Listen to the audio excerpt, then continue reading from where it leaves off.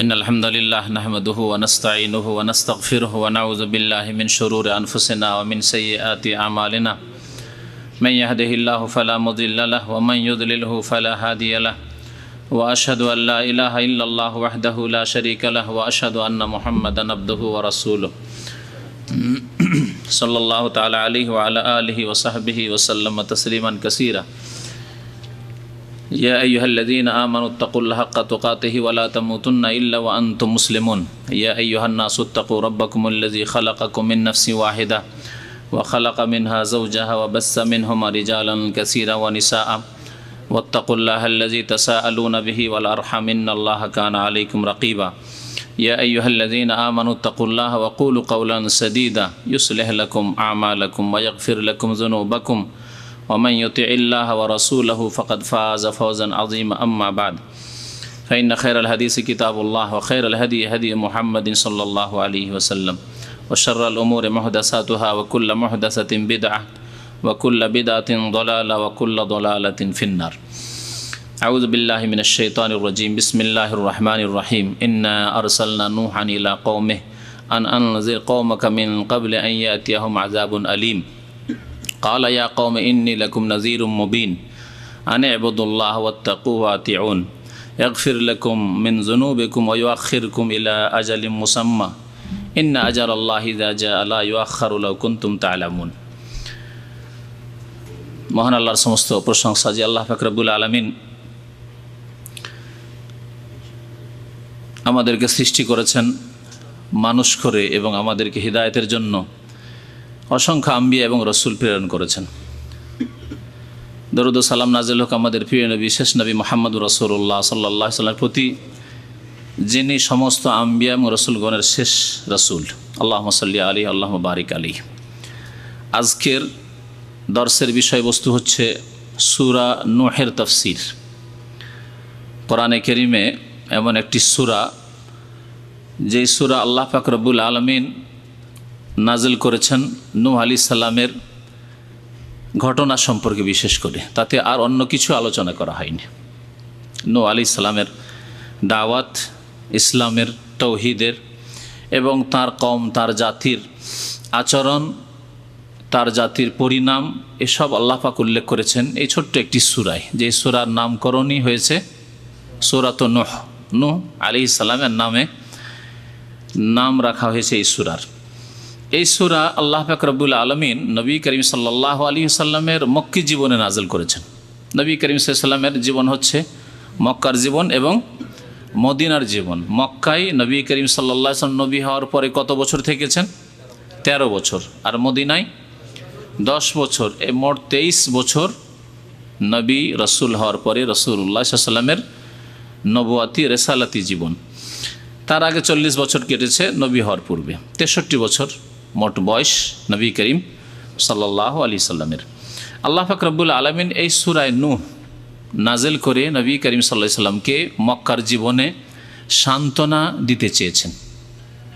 বিশেষ করে নবী করিম সাল্লাল্লাহু আলাইহি সাল্লামকে এবং তার পথের অনুসারী সাহাবায়ে কেরামদের জামানা থেকে শুরু করে কিয়ামত পর্যন্ত যারাই দ্বীনের দাওয়াতের কাজ করবে এবং দাওয়াতের কাজ করতে গিয়ে অল্প কিছু লোক মানবে, অধিকাংশই অমান্য করবে, সেই ক্ষেত্রে হাহুতাশ করলে হবে না, আক্ষেপ আফসুস করলে হবে না, পেরেশান হলে হবে না, অথবা নিজের দাওয়াত, নিজের মিশন ছেড়ে দিলে হবে না, বরং নিজের কাজ চালিয়ে যেতে হবে। নতিজার মালিক, ফলাফলের মালিক, রেজাল্টের মালিক আল্লাহ পাক রব্বুল আলামিন। আপনার হাতে আল্লাহ পাক কতজনকে হিদায়াত করবেন, সঠিক রাস্তায় নিয়ে আসবেন, সেই কাজটি আপনার নয়, আল্লাহ পাক রব্বুল আলামিনের। আপনার কাজ হচ্ছে এই পথে মেহনত, পরিশ্রম করা, শ্রম দেওয়া। এবং জুলম অত্যাচার হবে যখন আপনি সত্য কথা বলবেন, হকের কথা বলবেন, আম্বিয়া এবং রসুলগণের ওপর যেমন হয়েছে। নূহ আলাইহিস সালামের ওপর যেমন জুলম অত্যাচার হয়েছে, মানসিক, দৈহিক, এবং তার সাথে যে বেয়াদবি করেছে জাতি, এইরকম বেয়াদবি করবে প্রত্যেক জাতি, এ কথাও আল্লাহ পাক রব্বুল আলামিন জানিয়ে দিতে চেয়েছেন রাসূলুল্লাহ সাল্লাল্লাহু আলাইহি সাল্লামকে, যে আগের নবী রাসূলগণের সাথে যা হয়েছে, আর বিশেষ করে নূহ আলাইহিস সালামের সাথে, আর তা আপনার মতো এই 13 বছর নয় আর 23 বছর নয়, বরং 950 বছর। 100 বছর নয়, 200 না, 300 না, 950 বছর ধরে শুধু তৌহিদের দাওয়াত, ইসলামের দাওয়াত, আল্লাহর প্রতি ঈমানের দাওয়াত, পরকালের প্রতি বিশ্বাসের দাওয়াত, ভালো কাজের দাওয়াত এবং মন্দ কাজ থেকে বেঁচে থাকার দাওয়াত দিতে থেকেছেন নূহ আলাইহিসসালাতু ওয়াসসালাম।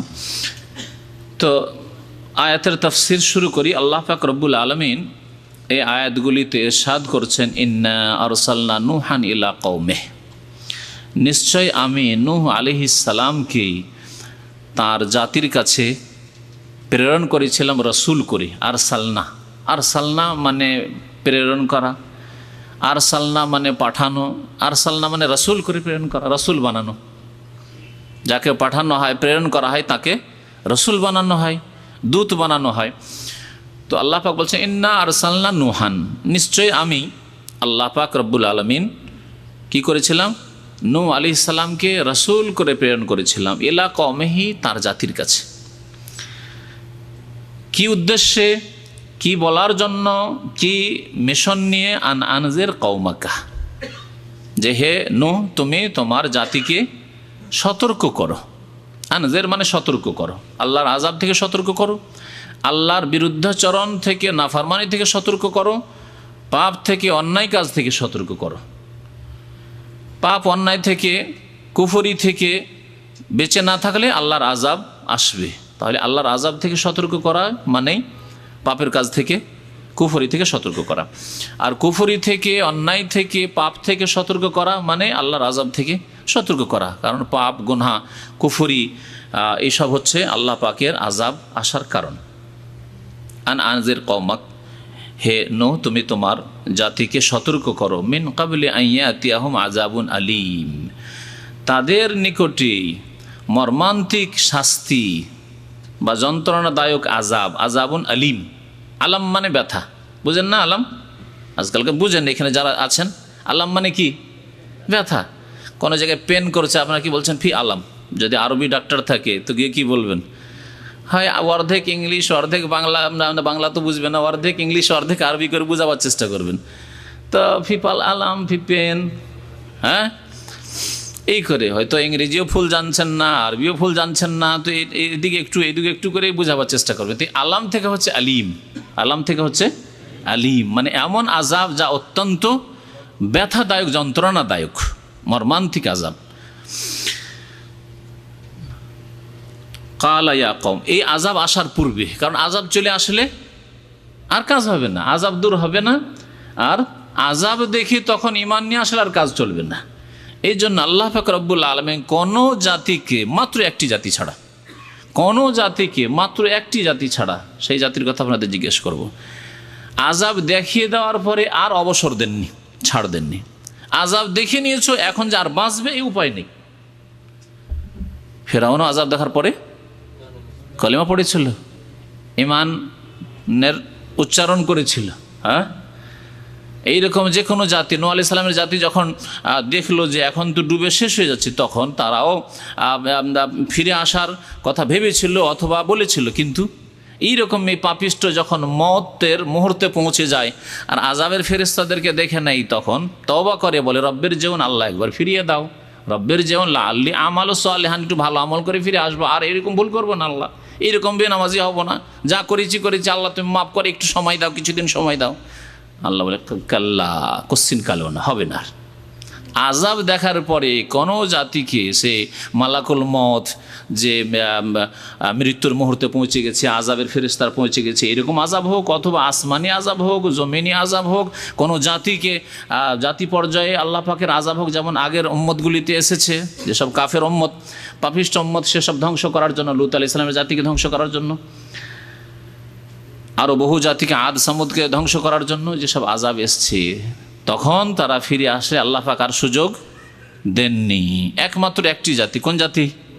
ইউনুস আলাইহিস সালামের জাতি। কোরআনে কারিমে বলছে, ইল্লা কওমা ইউনুস, তবে ইউনুস আলাইহিস সালামের কওমকে আযাব, আসমানে আযাব দেখে নিয়েছে।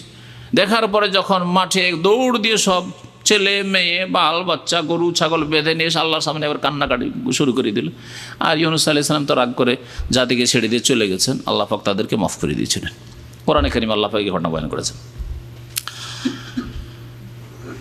এই জন্য আল্লাহ পাক বলছেন যে ওদেরকে সতর্ক করো, মিন কাবলি আইয়াতিয়াহুম আযাবুন আলীম, তাদের নিকটে মর্মান্তিক আযাব আসার পূর্বে সতর্ক করো। কারণ সতর্ক হওয়ার সময় এখন সময়, মত চলে আসবে আর সতর্ক হবেন, আর সতর্ক হয়ে লাভ নেই।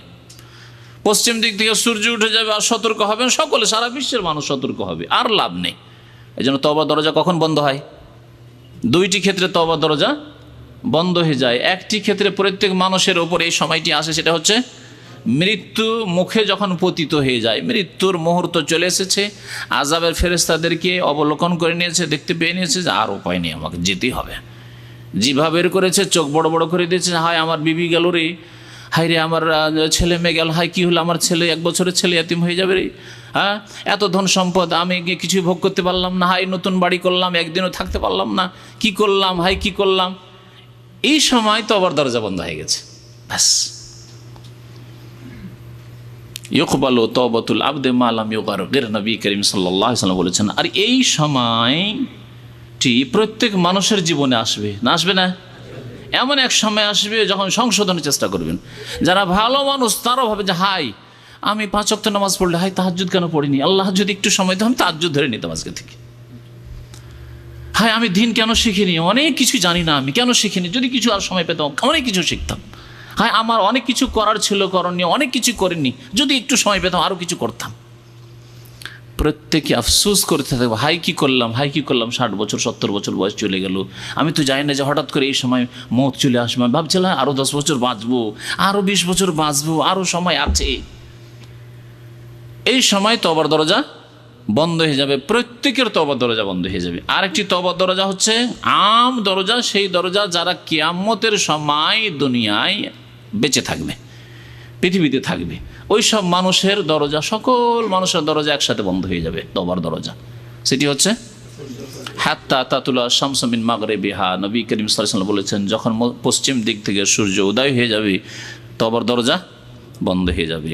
তওবার দরজা বন্ধ হওয়ার আগে মিন কাবলি আইয়াতিহুম আযাবুন আলীম, সতর্ক হয়ে যেতে হবে আমাদেরকে। আল্লাহ পাক আমাদেরকে সতর্ক হওয়ার এক্ষুনি যেন তৌফিক দান করেন। তারপরে নূহ আলাইহিস সালাম বললেন কালা ইয়া কওমি ইন্নী লাকুম নাযীরুম মুবিন, আল্লাহ আদেশ করলেন, এখন বলতে শুরু করলেন তিনি।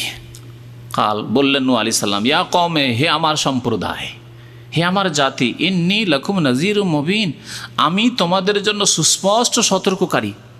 নাযীর, আল্লাহ পাক নবীগণের 2টি গুণ বর্ণনা করেছেন, একটি অপরের বিপরীত, বাশির এবং নাযীর। হ্যাঁ, বাশিরা ওয়া নাযীরা কোরআনে আছে না? নবী সাল্লাল্লাহু আলাইহি ওয়াসাল্লামের একটি গুণ হচ্ছে বাশির মানে সুসংবাদদাতা, আর নাযীরা মানে সাবধানকারী। হ্যাঁ, সাবধানকারী, সতর্ককারী, 2টি বিপরীত শব্দ না? সুসংবাদ যে দেয় সে তো সাবধান করে না, সুসংবাদ দিচ্ছে মানে ভালো খবর দিচ্ছে আপনাকে। তো সুসংবাদ কার জন্য নবী রাসূলগণ দিয়ে থাকেন? মুমিনদের জন্য, সৎকর্মশীলদের, শুধু মুমিন না, মুমিন মুত্তাকি, আল্লাযীনা আমানু ওয়া কানু ইয়াত্তাকুন লাহুমুল বুশরা। আল্লাহ কি বলেছেন? যারা ঈমান নিয়ে আসার পরে সংযত হয়েছে, তাকওয়া পরহেজগারি গ্রহণ করেছে, গুনাহ থেকে বেঁচে থাকার জীবন গড়ে তুলেছে, তাদের জন্য লাহুমুল বুশরা, তাদের জন্য সুসংবাদ রয়েছে, তাদের জন্য সুসংবাদ রয়েছে। তাহলে নবী রাসূলগণের একটি গুণবাচক নাম হচ্ছে বাশির, সুসংবাদদাতা। সৎকর্মশীলদেরকে, সালেহিনকে, ভালো কাজ যারা করেছেন, পাপ থেকে বেঁচে থেকেছেন, মুমিন মুত্তাকি, তাদেরকে সুসংবাদ দিয়েছেন। আর অসৎ ব্যক্তিদের জন্য, কাফেরের জন্য, বিদাতির জন্য, মুশরিকের জন্য, মুনাফিকের জন্য, পাপিষ্ঠদের জন্য নাযীর, সতর্ককারী, সাবধানকারী। নূহ আলাইহিস সালাম বললেন, নূহ আলাইহিস সালাম সম্বোধন করেছেন কোন জাতিকে?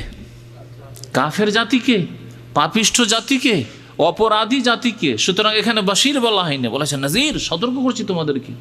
ইন্নী লাকুম নাযীরুম মুবিন, আমি তোমাদের জন্য সুস্পষ্ট সতর্ককারী। তারপর এই সতর্কতায় কোনো অস্পষ্টতা নেই। আমার ভাষায় জড়তা থাকতে পারে, আপনার বুঝতে অসুবিধা হতে পারে, অনেকে আছেন যে বুঝাইতে পারি না আমরা, আপনাকে যেভাবে বোঝানো উচিত আমি বুঝতে পারি না, কিন্তু আম্বিয়া এবং রাসূলগণকে আল্লাহ পাক রব্বুল আলামিন এত বাকপটু করেছিলেন, এত বলার শক্তি তাদের বাক শক্তি দিয়েছিলেন যে সুস্পষ্ট করে বুঝিয়েছেন। কোরআন সার্টিফিকেট দিচ্ছে। আমার সার্টিফিকেট নেই, কোরআনে কারীম আছে? কোনো মানুষের সার্টিফিকেট নেই যে খুব ভালো করে সে বুঝিয়ে দিতে পারে। সে আপনাকে হয়তো মনে হচ্ছে যে কেউ ভালো করে বুঝাইতে পারে, কেউ ভালো করে পারে না, কারো কথা ভালো খুব সহজে বুঝতে পারি না।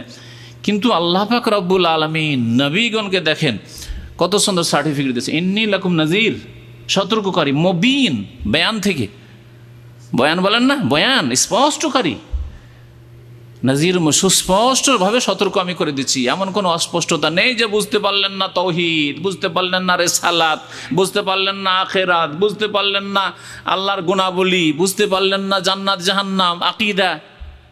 নাজির মুবিন কি সম্পর্কে, বিষয়বস্তু কি, কি বলে সতর্ক করছি, আর কি কাজগুলি করলে সতর্ক হতে পারবে আল্লাহর আযাব থেকে, পাপ থেকে, গুনাহ থেকে, কুফরি থেকে, তা হচ্ছে আনে ইবাদুল্লাহ। প্রথম বিষয় হচ্ছে আল্লাহ পাকের ইবাদত বন্দেগী করা। আল্লাহ পাকের প্রতি ঈমান নিয়ে এসে বলো লা ইলাহা ইল্লাল্লাহ, আল্লাহ ছাড়া কেউ বারহাক সত্য মাবুদ নেই। সালাত আদায় করো, নামাজ কায়েম করো। আল্লাহ পাক রব্বুল আলামিন যেসব আদেশ করেছেন তা পালন করো, যেসব কাজ থেকে নিষেধ করেছেন তা থেকে বিরত থাকো, বেঁচে থাকো। এই আনে ইবাদুল্লাহ, আল্লাহ পাকের ইবাদত বন্দি করো। ওয়াত্তাকুহ, এবং তাকেই ভয় করো। ওয়াত্তাকুহ মানে ওয়াত্তাকুল্লাহ, তাকে ভয় করো। কাকে? আল্লাহ পাক রব্বুল আলামিনকে ভয় করো। তাকওয়া মানে যে ভয় করার অর্থ, এটি হচ্ছে ভাব অর্থ। শাব্দিক অর্থ হচ্ছে গুনাহ থেকে বেঁচে থাকা, আল্লাহ পাকের আদেশ অমান্য করা থেকে বেঁচে থাকা, আদেশে গাফিলতি, আদেশ পালনে গাফিলতি থেকে বেঁচে থাকা, নিষেধাজ্ঞা লঙ্ঘন করা থেকে বেঁচে থাকা, এগুলো হচ্ছে তাকওয়া। তাকওয়ার শাব্দিক ধাতু হচ্ছে ওয়েকায়া। ওয়েকায়া মানে কি? বেঁচে থাকা। ওয়েকায়া মানে বেঁচে থাকা। আল্লাহ পাক কোরআনে বলছেন কু আনফুসাকুম, তোমরা নিজেদেরকে বাঁচাও। এই যে ওয়েকায়া থেকে কু, হ্যাঁ, রব্বানা আতেনা ফিদ দুনিয়া হাসানা ওয়া ফিল আখিরাতি হাসানা ওয়া কিনা আযাবান নার। আল্লাহ কোরআনে কারীম আমাদেরকে দোয়া শিখিয়ে দিয়েছেন। তোমরা বলো, মুমিনদের দোয়া হচ্ছে এই যে রব্বানা আতেনা ফিদ দুনিয়া হাসানা, হে আমাদের রব, হে আমাদের পরওয়ারদিগার, হে আমাদের পালনকর্তা, আতেনা ফিদ দুনিয়া হাসানা, পার্থিব জীবনে দুনিয়া তো আমাদেরকে কল্যাণ দান করো, ওয়া ফিল আখিরাতি হাসানা, আর পরকালেও কল্যাণ দান করো, ওয়া কিনা আযাবান নার, এবং আমাদেরকে জাহান্নামের আযাব থেকে বাঁচাও, রক্ষা করো। এই যে কে মানে বাঁচাও, আর না মানে আমাদেরকে বাঁচাও। এই কে থেকে, ওয়েকায়া থেকে হচ্ছে কি? তাকওয়া। ওয়াত্তাকুহ, তাহলে ওয়াত্তাকুহ মানে আল্লাহ পাকের নাফরমানি থেকে বাঁচো। আর আল্লাহ পাকের নাফরমানি থেকে বাঁচবে কখন? যদি আল্লাহ পাকের ভয় থাকে, তাহলে বাঁচবে। আপনি ছেলে হিসাবে যদি বাবার ভয় থাকে, তাহলে আপনি বাবার অসন্তোষজনক কাজ থেকে বেঁচে থাকবেন, কারণ আপনি আব্বাকে ভয় করেন, শ্রদ্ধাও করেন, ভয়ও করেন। তাহলে আপনি আব্বাকে অসন্তুষ্ট করবেন না, আপনি কারণ ভয় করেন তাকে, অসন্তুষ্ট হয়ে যাবেন তিনি। যদি আপনার কোনো শাস্তি দেওয়ার ক্ষমতা তার থাকে, শাস্তি দেবেন, না হলে কমের পক্ষে যদি আপনি মানে শরীর স্বাস্থ্যওয়ালা সাবালক মানুষ, খুব মানে ক্ষমতাশীল মানুষ, বেশ শিয়ানা হয়ে গেছেন, তাহলে আপনাকে হয়তো শাস্তি, দৈহিক শাস্তি দিতে পারবে না, কিন্তু অসন্তুষ্ট ভয় করেন যে আব্বা যেন অসন্তুষ্ট না হয়, আম্মা যেন অসন্তুষ্ট না হয়ে যান। ওয়াত্তাকু, বেঁচে থাকা। তো আল্লাহ পাক রব্বুল আলামিনের ভয় করতে হবে গুনাহ থেকে বেঁচে থাকার মাধ্যমে। পাপ করে গুনাহ করা হয় মানে যেগুলো নিষিদ্ধ জিনিস সেগুলি করে গুনাহ করা হয়, আর ফরজ ওয়াজিব আল্লাহর আদেশ পালন না করলে গুনাহ করা হয়, সেগুলি থেকে বেঁচে থাকার মাধ্যমে আল্লাহকে ভয় করো। ওয়াতিউন, এবং আমার আনুগত্য করো, আমাকে মেনে নাও। কে বলছেন? নূহ আলাইহিস সালাম বলছেন আমাকে মেনে নাও, আমার কথা মতো চলো। কারণ নবীকে মানলেই কাকে মানা হয়? আল্লাহকে মানা হয়। আল্লাহ পাক কোরআনে কারীমে ইরশাদ করেছেন ওমাই ইউতির রাসূলা ফাকাদ আতা আল্লাহ, যারা রাসূল সাল্লাল্লাহু আলাইহি ওয়াসাল্লামের আনুগত্য করলো তারা আল্লাহর আনুগত্য করলো। শেষ উম্মতকে আল কোরআনে বলা হয়েছে, আগের উম্মতকে নূহ আলাইহিস সালাম উম্মতকে বলা হয়েছে ওয়াতিউন। হ্যাঁ, নূহ আলাইহিস সালাম বলছেন আমার ইতাআত করো, আমার আনুগত্য করো, আমার কথা মানো। আমার কথা মানলেই আল্লাহর কথা মানা হবে। কারণ আল্লাহ পাক রব্বুল আলামিন তোমাদের কাছ থেকে কেমন ইবাদত বন্দেগী চান, কি করলে সন্তুষ্ট হবেন, আর কোন গুনাহগুলি থেকে বাঁচলে সন্তুষ্ট হবেন, সেটা জানার মাধ্যম হচ্ছে নূহ আলাইহিস সালাম, সুতরাং ওয়াতিউন, আমার আনুগত্য করো, আমার কথা মেনে চলো। তিনটি হুকুম করলেন কে? নূহ আলাইহিস সালাম। আল্লাহর ইবাদত বন্দি করো। ইবাদত বন্দি হচ্ছে ইতিবাচক নেতিবাচক, মানে আল্লাহ পাক যা করতে বলেছেন, যেভাবে ইবাদত করতে বলে সেভাবে করো, আর শিরিক করিও না। এ হচ্ছে ইবাদত বন্দি করা। ইবাদত করা যদি শিরিক করে, নামাজও পড়ে আবার শিরিক করে, মাজারে সেজদাও করে, তাহলে ইবাদত হলো না, শিরিক হলো। ইবাদত ইতিবাচক ও নেতিবাচক, পজিটিভ এবং নেগেটিভ দুটো দিয়েই করতে হবে। ওয়াত্তাকু, এবং গুনাহ থেকে বেঁচে থাকার হুকুম করলেন। ওয়াতিউন, আর রাসূলকে মানতে বললেন। নূহ আলাইহিস সালাম বললেন আমার আনুগত্য করো, আমার কথা মেনে চলো। তাহলে আল্লাহ পাক কি নিয়ামত দেবেন? ইয়াগফির লাকুম মিন যুনুবিকুম, তোমাদের গুনাহগুলিকে আল্লাহ পাক মাফ করে দেবেন, মার্জনা করে দেবেন। ওয়া ইউআখিরকুম ইলা আজালিম মুসাম্মা, এবং তোমাদেরকে নির্দিষ্ট সময় পর্যন্ত অবসর দেবেন। নির্দিষ্ট সময় পর্যন্ত কি করবেন? অবসর দেবেন। এই আয়াতের অংশটুকু মনে রাখবেন। এই আয়াতের অংশটুকুকে সামনে রেখে অনেক তাফসির কারগণ বলেছেন, এবং নবী সাল্লাল্লাহু আলাইহি ওয়াসাল্লাম বেশ কিছু হাদিস আছে সেগুলিকে সামনে রেখে, যে মানুষ যদি নেক আমল করে, সৎকর্মশীল হয়, তাহলে বয়স বৃদ্ধি হয়। হাদিস আছে না, মান সাররাহু, যদি কেউ পছন্দ করে যে আই ইউনসা লাহু ফি উমরিহি ওয়া ইউবারাক লাহু ওয়া ইউজাদ লাহু ফি রিজকিহি, কোনো ব্যক্তি যদি পছন্দ করে যে তার বয়স বৃদ্ধি করে দেওয়া হোক এবং রিজিক তার বাড়িয়ে দেওয়া হোক, তাহলে ফালিয়াসিল রাহিমাহু, সে যেন আত্মীয়দের সাথে সুসম্পর্ক মজবুত করে, সেলাতুল আরহাম করে, আত্মীয়দের সাথে যোগাযোগ রাখে, আত্মীয়দের যেমন যার হক রয়েছে হকগুলি আদায় করে। কারো আর্থিক হক রয়েছে, আর্থিক হক আদায় করবে। কারো আপনার দৈহিক মেহনত পরিশ্রমের মাধ্যমে হক আদায় করার ব্যাপার রয়েছে, হাসপাতালে নিয়ে যেতে হবে, এখানে দৌড়াদৌড়ি করতে হবে, তাদের জন্য একটু শ্রম দিতে হবে, দৈহিক শ্রম দিতে হবে, এই দিয়ে সেলা রহমি করে আত্মীয়তার সুসম্পর্ক বজায় রাখা। আর কারো ক্ষেত্রে আচার আচরণ, আখলাক ব্যবহার লাগবে, শুধু চরিত্র লাগবে, ভালো কথাবার্তা লাগবে, আর মাঝে মাঝে খোঁজ খবর নেওয়া লাগবে। আর্থিক দিক থেকে আপনার সহযোগিতার প্রয়োজন করে না তাদের, অথবা দৈহিক আপনার শ্রম চাই না, তারা শুধু চায় আপনার কাছ থেকে ভালো ভাষা চায়। আছে না এমন আত্মীয়? এর নাম হচ্ছে সেলাতুল আরহাম। ফালিয়াসিল রাহিমাহু, আত্মীয়দের সাথে সুসম্পর্ক রাখেন। আর সবচাইতে নিকটবর্তী আত্মীয় হচ্ছে কে? মাতা পিতা।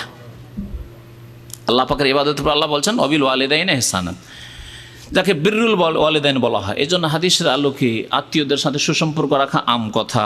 বিশেষ করে বিররুল ওয়ালিদাইন, মাতা পিতার সেবা করা, এতে বয়স বৃদ্ধি হয়, রিজিকে বরকত হয়। আর নেক আমল করলে কি হয়?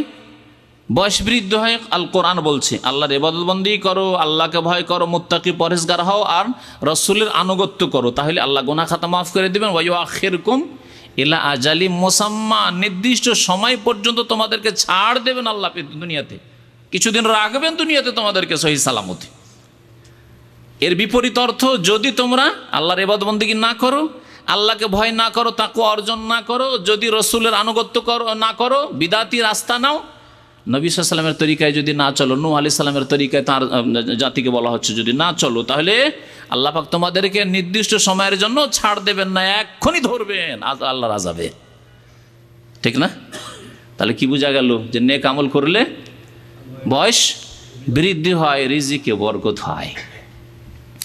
তারপরে কেউ ভাববেন না যে আমি খুব যদি নেক আমল করি তাহলে সারা জীবন মনে হয় দুনিয়ায় থেকে যাব। আছে? নবী রাসূলও থাকেননি। সেই জন্য আল্লাহ বলছেন ইন্না আজাল আল্লাহ, নিশ্চয় আল্লাহ পাকের নির্দিষ্ট সময়, নির্ধারিত সময়, ইজা যা, যখন চলে আসবে, মানে মতের মুহূর্ত যখন চলে আসবে, লা ইউআখার, তখন আর বিলম্ব করা হবে না, তখন বিলম্ব হবে না। তবে নেক আমল করলে আল্লাহ পাকের আযাব থেকে বেঁচে থাকবে। বয়স বৃদ্ধি, হয়তো বাহ্যিক বয়স বৃদ্ধি হয়ে যেতে পারে, যে এই লোকটি যদি সৎকর্মশীল হয়, আত্মীয়দের সাথে সুসম্পর্ক রাখে, মাতা পিতার খুব যদি ভক্ত হয়, আর যদি গুনার কাজ না করে, তো আমি একে 60-এর জায়গায় 70 বা 80 দিয়ে দেবো, কিন্তু না একে 200, 400, 500 বছর বাঁচাবো বা চিরকাল রাখবো, এটা হবে না। অথবা 50 বছর, 60 বছর, 70 বছর যে আল্লাহ নির্ধারিত করে দিয়েছেন, লিখে দিয়েছেন তকদির, সেটাই অকাট্য থাকলো, কিন্তু 60 বছরে এত বেশি কাজ করতে পারলো যে তার ভাই, আত্মীয় স্বজন, গ্রামবাসী, দেশবাসী, দুনিয়ার কোনো মানুষ 500 বছর বাঁচলেও করতে পারতো না। এটা তো অস্বীকার করা যায় না, না? যে একজন মানুষ 50 বছরে যে কাজ করে গেছেন মানব জাতির ইতিহাসে, নবী রসুলগণকে দেখেন, ওলামায়ে কেরামকে দেখেন, আইম্মায়ে কেরামদেরকে দেখেন, ভালো ভালো সৎ লোকদেরকে দেখেন, যেই খেদমত করে গেছেন, আমাকে আপনাকে 1000 বছর বয়স দিল করতে পারবেন না হয়তো, ঠিক না? এই হচ্ছে বরকত। বয়স বৃদ্ধি হওয়ার অর্থ হচ্ছে আভ্যন্তরীণ বয়স বৃদ্ধি হওয়া, বাহ্যিক না হইলেও। ইন্না আজাল আল্লাহ ইজা জা, যখন আল্লাহ পাকের নির্ধারিত সময় চলে আসবে, মানে মওতের সময় চলে আসবে, লা ইউআখার, তাতে বিলম্ব করা হবে না। লাউ কুনতুম তা'লামুন, তোমরা যদি জানতে তাহলে আল্লাহর সাথে কুফরি করতে না, তাহলে শিরিক করতে না, বরং ইবাদত করতে, পাপ করতে না, বরং সংযত মুত্তাকি পরহেজগার হতে, আর রাসূলের আনুগত্য করতে। লাউ কুনতুম তা'লামুন।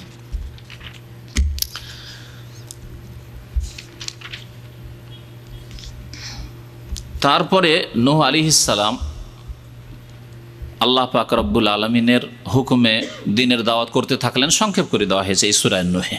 করতে থাকলেন, কত বছর চলে গেল, 100 বছর, 200 বছর, 300 বছর চলে যাচ্ছে, শেষ দিকে 900 বছর, 950 বছর কাছিয়ে চলে আসছে। তখনকার দোয়া, কাল রব্বি ইন্নী দাউতু কওমি লাইলা ওয়া নাহারা। আজকে প্রত্যেকে নিজেকে জিজ্ঞাসা করেন, একজন মানুষকে, বেনামাজিকে যদি নামাজের জন্য 3 বার বলে থাকেন, তারপরে একে বলে লাভ নাই, বলে লাভ কি? কতবার বলেছি? 3 বার যদি বলেন, আপনি বলবেন 50 বার বলেছি ওকে। এটা হলো আমাদের চরিত্র, ঠিক না? 3 বার যদি বলে থাকেন, বলবেন 50 বার বলেছি, লাভ হয়নি একে। আর যদি 10-20 বার বলে থাকেন, বলবেন একে 100-100 বার বলেছি, কোনো লাভ হয়নি একে, বলে বেকার, লাভ নাই। আমার ভাই বেদিন, যাক জাহান্নামে যাক, পাঠিয়ে দিলেন জাহান্নামে, ওকে নিরাশ হয়ে গেলেন না। আল্লাহর রহমত থেকে নিরাশ হয়েন না। আর এই রাস্তায় অটল থাকতে হবে। আপনি আপনার কাজ বন্ধ করে দিয়েন না। হতে পারে আজকে হেদায়েত আল্লাহ করেনি, কালকে করবে। নবী করিম সাল্লাল্লাহু আলাইহি ওয়াসাল্লাম প্রথম দিনে গেলেন, খাদিজা রাদিয়াল্লাহু তাআলা ঈমান নিয়ে আসলেন, আলী রাদিয়াল্লাহু তাআলা ঈমান নিয়ে আসলেন, আবু বকর সিদ্দিক ঈমান নিয়ে আসলেন, কিন্তু ওমর বিলম্বে ঈমান নিয়ে আসলেন, ঠিক না? আচ্ছা, ওমর রাদিয়াল্লাহু তাআলা আনহু বিলম্ব হইল 40-45 জনের মধ্যেই প্রথম দিকে ঈমান নিয়ে আসলেন মোটামুটি। কিন্তু খালিদ বিন ওয়ালিদ, আবু সুফিয়ান, তাই না, রসুলের চাচা আব্বাস, দেরি করে ঈমান অনেকে নিয়ে আসলেন। অনেকে মদিনায় নবী সাল্লাল্লাহু আলাইহি ওয়াসাল্লাম চলে আসছে, তারপর ঈমান নিয়ে এসছে, কিন্তু ঈমান নিয়ে এসছে। সেই জন্য নিরাশ হতে হবে না। হয়তো একজন বেনামাজি, একজন কবর পূজারী, একজন বিদাতি, মুশরিক, পীর ভক্ত আপনার কথা শোনেন না, শুনতেই চায় না। হতে পারে 1 বছর, 2 বছর, 5 বছর, 7 বছর পরে সে আপনার ভক্ত হয়ে যাবে। ফাইজাল্লাযী বাইনাকা ওয়া বাইনাহু আদাওয়াতুন কান্নাহু ওয়ালিয়ুন হামিম। আল্লাহ বলছেন যে হতে পারে তার ইদফা বিল্লাতি হাসান, ভালো আচরণ করতে থাকো। ফাইজাল্লাযী বাইনাকা আদাওয়া, যদি তোমার সাথে তার শত্রুতা থাকে, ধর্মীয় শত্রুতা হোক, আকীদার শত্রুতা হোক, আর অন্য কোনো পার্থিব শত্রুতা হোক, কি হবে? তার সাথে ভালো আচরণ করতে থাকলে কান্নাহু ওয়ালিয়ুন হামিম, একদিন হয়তো তোমার অন্তরঙ্গ বন্ধু হয়ে যাবে। আলাসা থেকে এই কিছুদিন আগে এক ভাই টেলিফোন করছেন, দাওয়াতি কাজ করেন উনি, আল্লাহর রাস্তে দাওয়াতি কাজ করেন বাইরে থেকে। তার কাজ হচ্ছে মানুষকে ক্যাসেট দেওয়া, সিডি দেওয়া, বই দেওয়া। নাম ছাড়াই বলছে যে একজন লোককে আমি আজকে থেকে 8 বছর 10 বছর ধরে দিতে আছি, ও নাম শুনতে রাজি না, ইসলামী সাহেবের নাম শুনতে রাজি না, ক্যাসেট নিতে রাজি না, কিতাব নিতে রাজি না, কিন্তু তার পিছনে আমি লেগে আছি। এই করতে করতে আলহামদুলিল্লাহ এই বছরে এমন হেদায়েত হয়েছে যে পাকা হয়ে গেছে। এখন বলছে দাও, যা আছে দাও, এই দেশে আমি পাঠাবো, এই করবো, বীর মুজাহিদ। তাহলে কাকে যে কখন আল্লাহ পাক হেদায়েত করে দেয়, নিরাশ হওয়ার কিছু নেই। নবী রাসূল আলাইহিমুসসালামদের জীবনী তো এরকম আছে যে অনেকে বিলম্ব করে হেদায়েত হয়েছে, কিন্তু তার দ্বারা আল্লাহ পাক রব্বুল আলামিন অনেক খেদমত। খালিদ বিন ওয়ালিদ অনেক দেরি করে হেদায়েত হয়েছে। প্রথম জামানায় ইসলামের শত্রু থেকে কাফের দলের পক্ষ থেকে লড়াই করেছেন। ওহুদের যুদ্ধে কাফেরদের পক্ষ থেকে লড়াই করার জন্য এসেছেন। কিন্তু যখন পারস্য দেশ বিজয় করার বিষয় এসছে, শাম দেশ বিজয়ের বিষয় এসছে, তখন আগে তিনি অসংখ্য মানুষ ইসলামে দাখিল হয়েছে তার মাধ্যমে। তো নিরাশ হবেন না এবং মেহনত করবেন। বিশেষ করে আমরা সাধারণ ব্যক্তি যারা, তারা নিজের পরিবার, আপন শ্বশুর পরিবার, আপন মামা নানা পরিবার, এই যে 3টি পরিবার আছে, এই ক্ষেত্রে কোনো রকমের দাওয়াতের ক্ষেত্রে গাফিলতি করবেন না, অথবা 1-2 বার 4 বার 10 বার বলে ছেড়ে দেবেন না, লেগেই থাকবেন। 1-2 বার দিলাম, না ও শুনে না, খামাখা ওকে দিয়ে লাভ নেই, এইরকম করবেন না, মেহনত করতে থাকবেন। তিনি দীর্ঘদিন দাওয়াতের পরে যখন দেখছেন যে কেউ শুনতেই চায় না, তখন আল্লাহ পাকের কাছে তিনি অভিযোগ করছেন। মানুষের সামনে কোনো অভিযোগ করবেন না। কার সামনে অভিযোগ করবেন? আল্লাহর সামনে দোয়া করবেন, আল্লাহ তুমি আমাকে তৌফিক দাও আর ওদের অন্তরকে খুলে দাও। মানুষের সামনে অভিযোগ করে গীবত করে লাভ নেই। হ্যাঁ, আল্লাহ পাকের দরবারে অভিযোগ করছেন, কালা রব্বে ইন্নী দাউতু কওমি লাইলা ওয়া নাহারা। নূহ আলাইহিস সালাম বলে, হে আল্লাহ, হে আমার রব, ইন্নী দাউতু কওমি, আমার জাতিকে আমি আহ্বান করলাম, ইসলামের দাওয়াত দিলাম, লাইলান ওয়া নাহারা, রাত দিন 24 ঘন্টা। এমন নয় যে দিনে 2-1 বার বলেছে, রাত দিন লেগে আছেন। কত মেহনত তাহলে করেছেন। আপনি কি ভাবেন যে তিনি অতিরঞ্জন করে বলেছেন যে রাত্রে মেহনত করেননি ইসলামের খেদমতে আর এমনি রাত উল্লেখ করে দিয়েছেন? হ্যাঁ, সারাদিন মেহনত করেননি আর এমনিতে উল্লেখ করে দিয়েছেন? না, কখনো না। লাইলাম ওয়া নাহারা, রাত দিন আল্লাহ আমি পরিশ্রম করলাম ইসলামের দাওয়াতে। ফালাম ইয়াজিদহুম দুআই ইল্লা ফিরারা, কিন্তু আমার আহ্বান, আমার ডাক তাদের পালায়নকেই বৃদ্ধি করলো। মানে যত ডাকি তত পালায়, যত ডাকি ততই দূরে সরে যায়, ঘৃণা করে। আরো কি করবো আল্লাহ?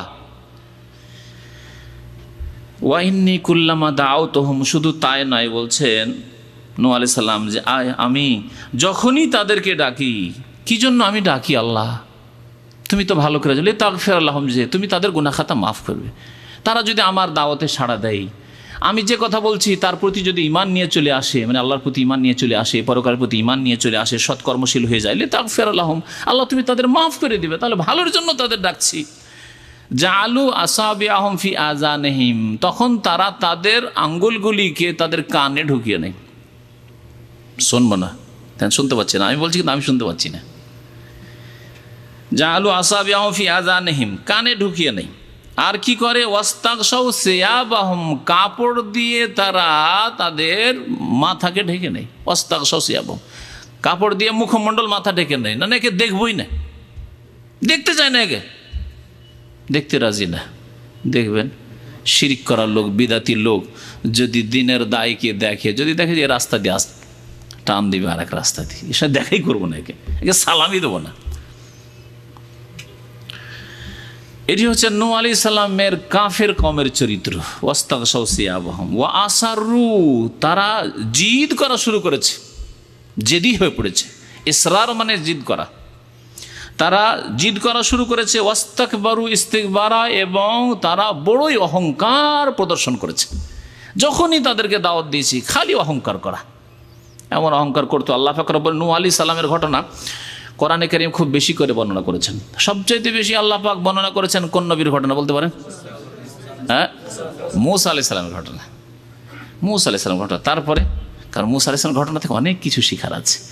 আল্লাহ পাক কোরআনে কারীমে শুধু কিস্সা বয়ান করতে চাননি, ঘটনা বয়ান করতে চাননি, বরং জাতিকে, মানব জাতিকে শিখাতে চেয়েছেন, সংশোধন করতে চেয়েছেন যে মূসা আলাইহিস সালামের জীবন থেকে তোমাদের কি নেওয়ার আছে, পাওয়ার আছে, তা আল কোরআনে পাবে।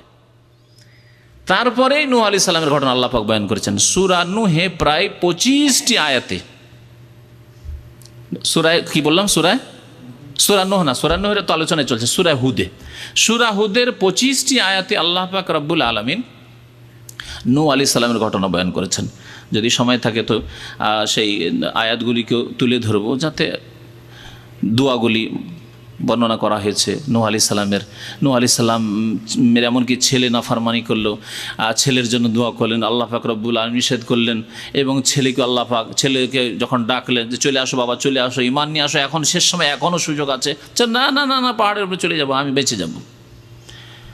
দোয়া করতে লাগলেন ছেলের জন্য, ছেলের মায়ায় আল্লাহ নিষেধ করছেন আর ডুবিয়ে ধ্বংস করে দিলেন। এসব ঘটনা আল্লাহ পাক রব্বুল আলামিন সূরা হুদে বর্ণনা করেছেন। যেসব ভাইরা সময় দিতে পারবেন, কোরআনে তাফসির পড়ায়, তারা সূরা হুদের ওই আয়াতগুলি তাফসির পড়ে নেবেন। তো বলছেন যে আল্লাহ বড়ই অহংকার তারা করল, ওই সূরা হুদে আল্লাহ পাক উল্লেখ করেছেন যে নূহ আলাইহিস সালামকে তারা এত তুচ্ছ মনে করতো, বলতো যে আরে তুমি কি, তুমি তো তোমার যারা অনুসারী তাদেরকে দেখলেই তোমাকে চেনা যায়, তোমার অনুসারী হচ্ছে মূর্খ লোকেরা, তোমার অনুসারী হচ্ছে ওই বকরি চড়া লোকেরা, ছাগল চড়া লোকেরা, অশিক্ষিত, আর আমরা সব নেতা, আমরা হচ্ছি মাথা, আমরা হচ্ছি শ্রেষ্ঠ ব্যক্তি, সমাজের ধারক বাহক, আমাদের কেউ গেছে তোমাকে মানে, তোমার কাছে বসে? কেউ বসে না, তোমাকে কি মানবো? এতে তো বোঝা যায় যে তুমি কেমন লোক। যারা ইসলাম বিরোধী, তৌহিদ বিরোধী মুশরিক, অথবা সুন্নত বিরোধী বিদাতি, অথবা ইসলাম বিরোধী নাস্তিক বা ধর্মনিরপেক্ষতা বিশ্বাসী, এরা এই ধরনের কথাবার্তা বললে আরে মোল্লার দৌড় কি মসজিদ, অথবা আরে এদের কথা কে শোনে, কয়টা লোক এদের কাছে বসে, কজন লোক এদের কাছে বসে, কজন লোক এদের কথা শুনে, দেখো তো আমাদের ওয়াজ মাহফিলে লাখ লাখ মানুষ, জায়গা দিতে পারি না। এগুলি হইল বিদাতিদের কথা, ইসলাম বিরোধীদের কথা। আর তৌহিদ সুন্নতের অনুসারীদের কথা হচ্ছে যে সংখ্যা দেখলে হবে না, দেখতে হবে কোয়ালিটি। আল্লাহ পাকের কাছে কোয়ালিটির মর্যাদা আছে, গণনার মর্যাদা নেই যে কত গণাইতে পারলেন আপনি। আল্লাহ পাক রব্বুল আলামিন যেন আমাদেরকে সৎ পথে চলার তৌফিক দান করেন। সুম্মা ইন্নী দাউতুহুম জিহারা, তারপর আল্লাহ পাকের কাছে অভিযোগ, আল্লাহ তাদেরকে কত রকম করে যে ডাকলাম, কখনো প্রকাশ্য ডাকলাম, সুম্মা অতঃপর ইন্নী দাউতুহুম, তাদেরকে আহ্বান করলাম, দিনের দাওয়াত দিলাম, জিহারা প্রকাশ্যভাবে, প্রকাশ্যভাবে মানে মাহফিল করে, যেখানে ওরা জমা হয়েছে সেখানে আমি গিয়ে হাজিরা, সেখানে গিয়ে বললাম যাতে করে একসাথে সবার কাছে দাওয়াত পৌঁছে যায়, এইভাবেও ডাকলাম। তাহলে ইসলামের দাওয়াত দেওয়ার একটি পন্থা হচ্ছে যে লোকজনকে জমা করে সমবেত করে, যাতে করে একবারে অনেক লোকের কাছে আওয়াজ পৌঁছে যায়, এর জন্য চেষ্টা করা, সম্মিলিত দাওয়াত।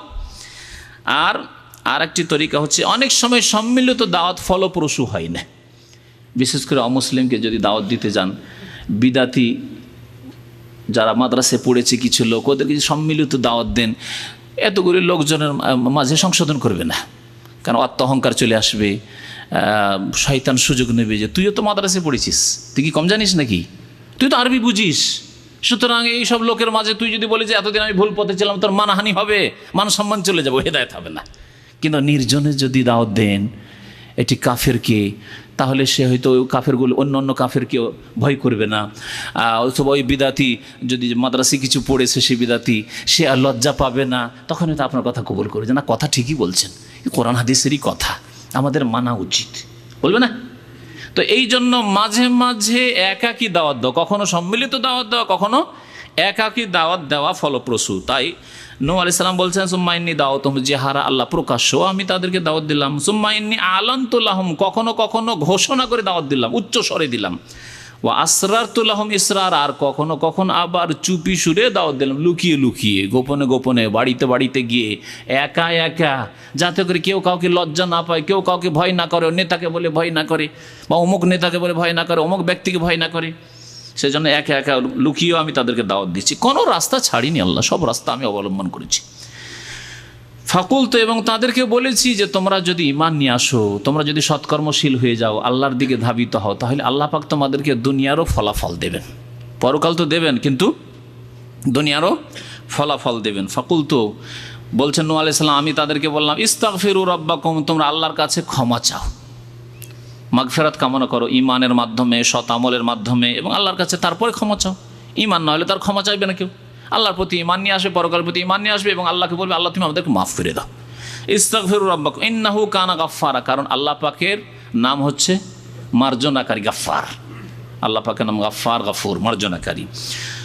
তোমরা যদি আল্লাহ পাকের কাছে মার্জনা কামনা করো, তওবা করে ফিরে আসো, শিরক কুফরি থাকে, তাহলে তোমাদের ফায়দা কি হবে? কি আল্লাহ দেবেন? ইউরসিলিস সামা আলাইকুম মিদরারা, আসমান থেকে আল্লাহ পাক কি দেবেন? মুষলধার বৃষ্টি নাজিল করবেন, মুষলধার বৃষ্টি নাজিল করবেন। আর মুষলধার বৃষ্টি হলে তোমাদের রিজিক বাড়বে, আল্লাহ পাক তোমাদের দুনিয়াতে বরকত দেবে ইত্যাদি। ওয়ায়ুমদিদকুম বিআমওয়ালিন ওয়া বানিন, এবং আল্লাহ পাক তোমাদের সাহায্য করবেন ধন সম্পদ দিয়ে এবং সন্তান সন্ততি দিয়ে, যদি আল্লাহর কাছে তওবা করে ফিরে আসো। তাহলে আল্লাহর কাছে তওবা করে ফিরে আসলে আল্লাহ পাক বৃষ্টি দেবেন, অনাবৃষ্টি দুর্ভিক্ষ দেবেন না, আল্লাহ পাক আযাব থেকে তাহলে রক্ষা করবেন। ধন সম্পদের দরকার, রিজিকের বরকত দরকার, আল্লাহ ধন সম্পদ বাড়িয়ে দেবেন। আর কি দেবেন? ছেলে মেয়েদের দরকার, কারণ এত ধন সম্পদ খাবে কে ছেলে মেয়ে বাড়িতে না থাকলে? মরে যাবো বুড়া বুড়ি, আর কিছু থাকবে? কিছু থাকবে না। সুতরাং আল্লাহ পাক সন্তান সন্ততি তোমাদেরকে দেবেন। আর কি দেবেন? বাগান চাও, চাষের জমি চাও, ভালো ভালো ফল ফ্রুট চাও।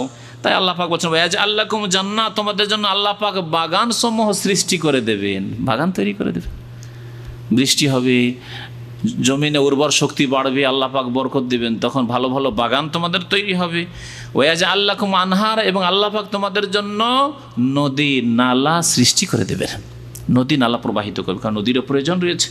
নদী যদি খুব বেশি হয়ে যায় তাহলে আযাব হবে, কিন্তু নদী যদি একেবারে না থাকে তাও এক আযাব হবে। তো তোমাদেরকে নদী নালাও আল্লাহ দেবেন, তোমাদেরকে বাগানও দেবেন। আজকে দেখেন, কালকে আমাদের এক ভাই বলছিলেন যে যেসব এলাকা আম বাগান রয়েছে, সেই আম বাগান তো ধরা আছে কিন্তু মুকুল নেই, মুকুল এসেছিল মুকুল জ্বলে গেছে। আল্লাহ পাকের আযাব। ইস্তাগফিরু রাব্বাকুম, আল্লাহর কাছে ক্ষমা চাও, শিরিক ছেড়ে দাও, বিদআত ছেড়ে দাও, বেনামাজি হওয়া চরিত্র ছেড়ে দাও, মানুষকে ধোঁকাবাজি করা ছেড়ে দাও, হারাম কাজ করা ছেড়ে দাও। তাহলে আল্লাহ পাক রব্বুল আলামিন যখন বৃষ্টির দরকার তখন বৃষ্টি দেবেন। এমন সময় বৃষ্টি দেবেন না যেটি আযাব হয় আর মুকুল জ্বলে যায়, এমন বৃষ্টি আল্লাহ দেবেন না। আল্লাহ পাক বরকতের বৃষ্টি দান করবেন। আল্লাহ পাক রব্বুল আলামিন নূহ আলাইহিস সালামের দাওয়াতের মাধ্যমে এই কোরআনে কারিমে তাহলে আমাদেরকে এখানে কি দিলেন? উৎসাহিত করলেন। নূহ আলাইহিস সালাম যেন জাতিকে কি করছেন? উৎসাহিত করলেন যে তোমরা যদি ঈমান নিয়ে আসো, আল্লাহর কাছে ক্ষমা চাও, তাহলে আল্লাহ পাক এগুলি দেবেন। উৎসাহিত করা হইল। উৎসাহিত করে অনেক সময় মানুষ সংশোধন করে না, তখন কি লাগে? তার বিপরীতটা লাগে। কি বলে ওটাকে? ভীতি প্রদর্শন। তারগীব, আর ওর বিপরীত হচ্ছে তারহিব, ভয় দেখানো। ছেলেকে দেখলেন খুব ভাব দিলেন, খুব খুশি, মানে যাতে ও খুশি হয়, খুব পুরস্কার দিলেন যে বাবা তোমাকে কি লাগবে নাস্তায়? ঠিক আছে, ডেইলি 10 টাকা করে নিয়ে যাও, কিন্তু ভালো করে পড়াশোনা করবে। ডেইলি 10 টাকা করে, 10 টাকা আর কি লাগবে? আরও বেশি লাগবে? ভালো কাপড় লাগবে? ঠিক আছে, তোমাকে এই দিচ্ছি। আর কি লাগবে? ঘড়ি লাগবে? ঘড়ি দিচ্ছি। আজকাল এক শ্রেণীর লোকেরা 10 বছর 12 বছরের ছেলে কি লাগবে? মোবাইল লাগবে? দিল মোবাইল। মেয়ে সাবালিকা হয়ে উঠেছে, এখনও কিছু বুঝে না যে কোনখানে কোন বিপদ আসে না আসে, মোবাইল হাতে ধরিয়ে দিল, মনে করছে এগুলি দিলে আমার ছেলে মেয়ে ভালো পড়াশোনা করবে। না, সতর্ক, কোনটা দিলে লাভ হবে আর ক্ষতি হবে আপনাকে একজন অভিভাবক হিসাবে চিন্তা করতে হবে। উৎসাহিত করলেন, কাজ হলো না, এখন কি করবেন? ধমক দেওয়া শুরু করবেন, না পড়লে তোর বাড়িতে এক দানা নেই, তোর জন্য তোর ভাত নেই বাড়িতে, হ্যাঁ, বাড়ি থেকে বেরিয়ে যা তুই, বলবেন না? এই পথ অবলম্বন করবে। আল্লাহ পাক রব্বুল আলামিন নূহ আলাইহিস সালামের এই দাওয়াতে এই কথাই শিখিয়েছেন। তো যেখানে যার কাছে ক্ষমতা আছে, আমরা যারা দাওয়াতের কাজ করছি আমাদের কাছে সেই ক্ষমতা নেই, কিন্তু নিজের বাড়ির ক্ষেত্রে ক্ষমতা আছে না? নেই। আপনার স্ত্রী নামাজ পড়ে না, প্রথম উৎসাহিত করবেন, নামাজ পড়লে কি ফায়দা সব বলবেন, আর নামাজ না পড়লে কি শাস্তি সেগুলি বলবেন। তাতে হচ্ছে না, বলে হচ্ছে না। আল্লাহ, পরকাল, আখেরাত, জান্নাত, জাহান্নাম এসব বলে হচ্ছে না। তখন একটু শাসানিমূলক কথা বলতে হবে। নামাজ পড়বে না? পড়বে না। নামাজ না পড়লে কিন্তু ভাত নেই, না বলবেন না? না না না, স্ত্রীকে কি করে নারাজ করি? স্ত্রীকে নারাজ করবো না, সেই জন্য তো দাঁড়িয়ে রাখতে পারি না, বিবিকে খুশি করার জন্য।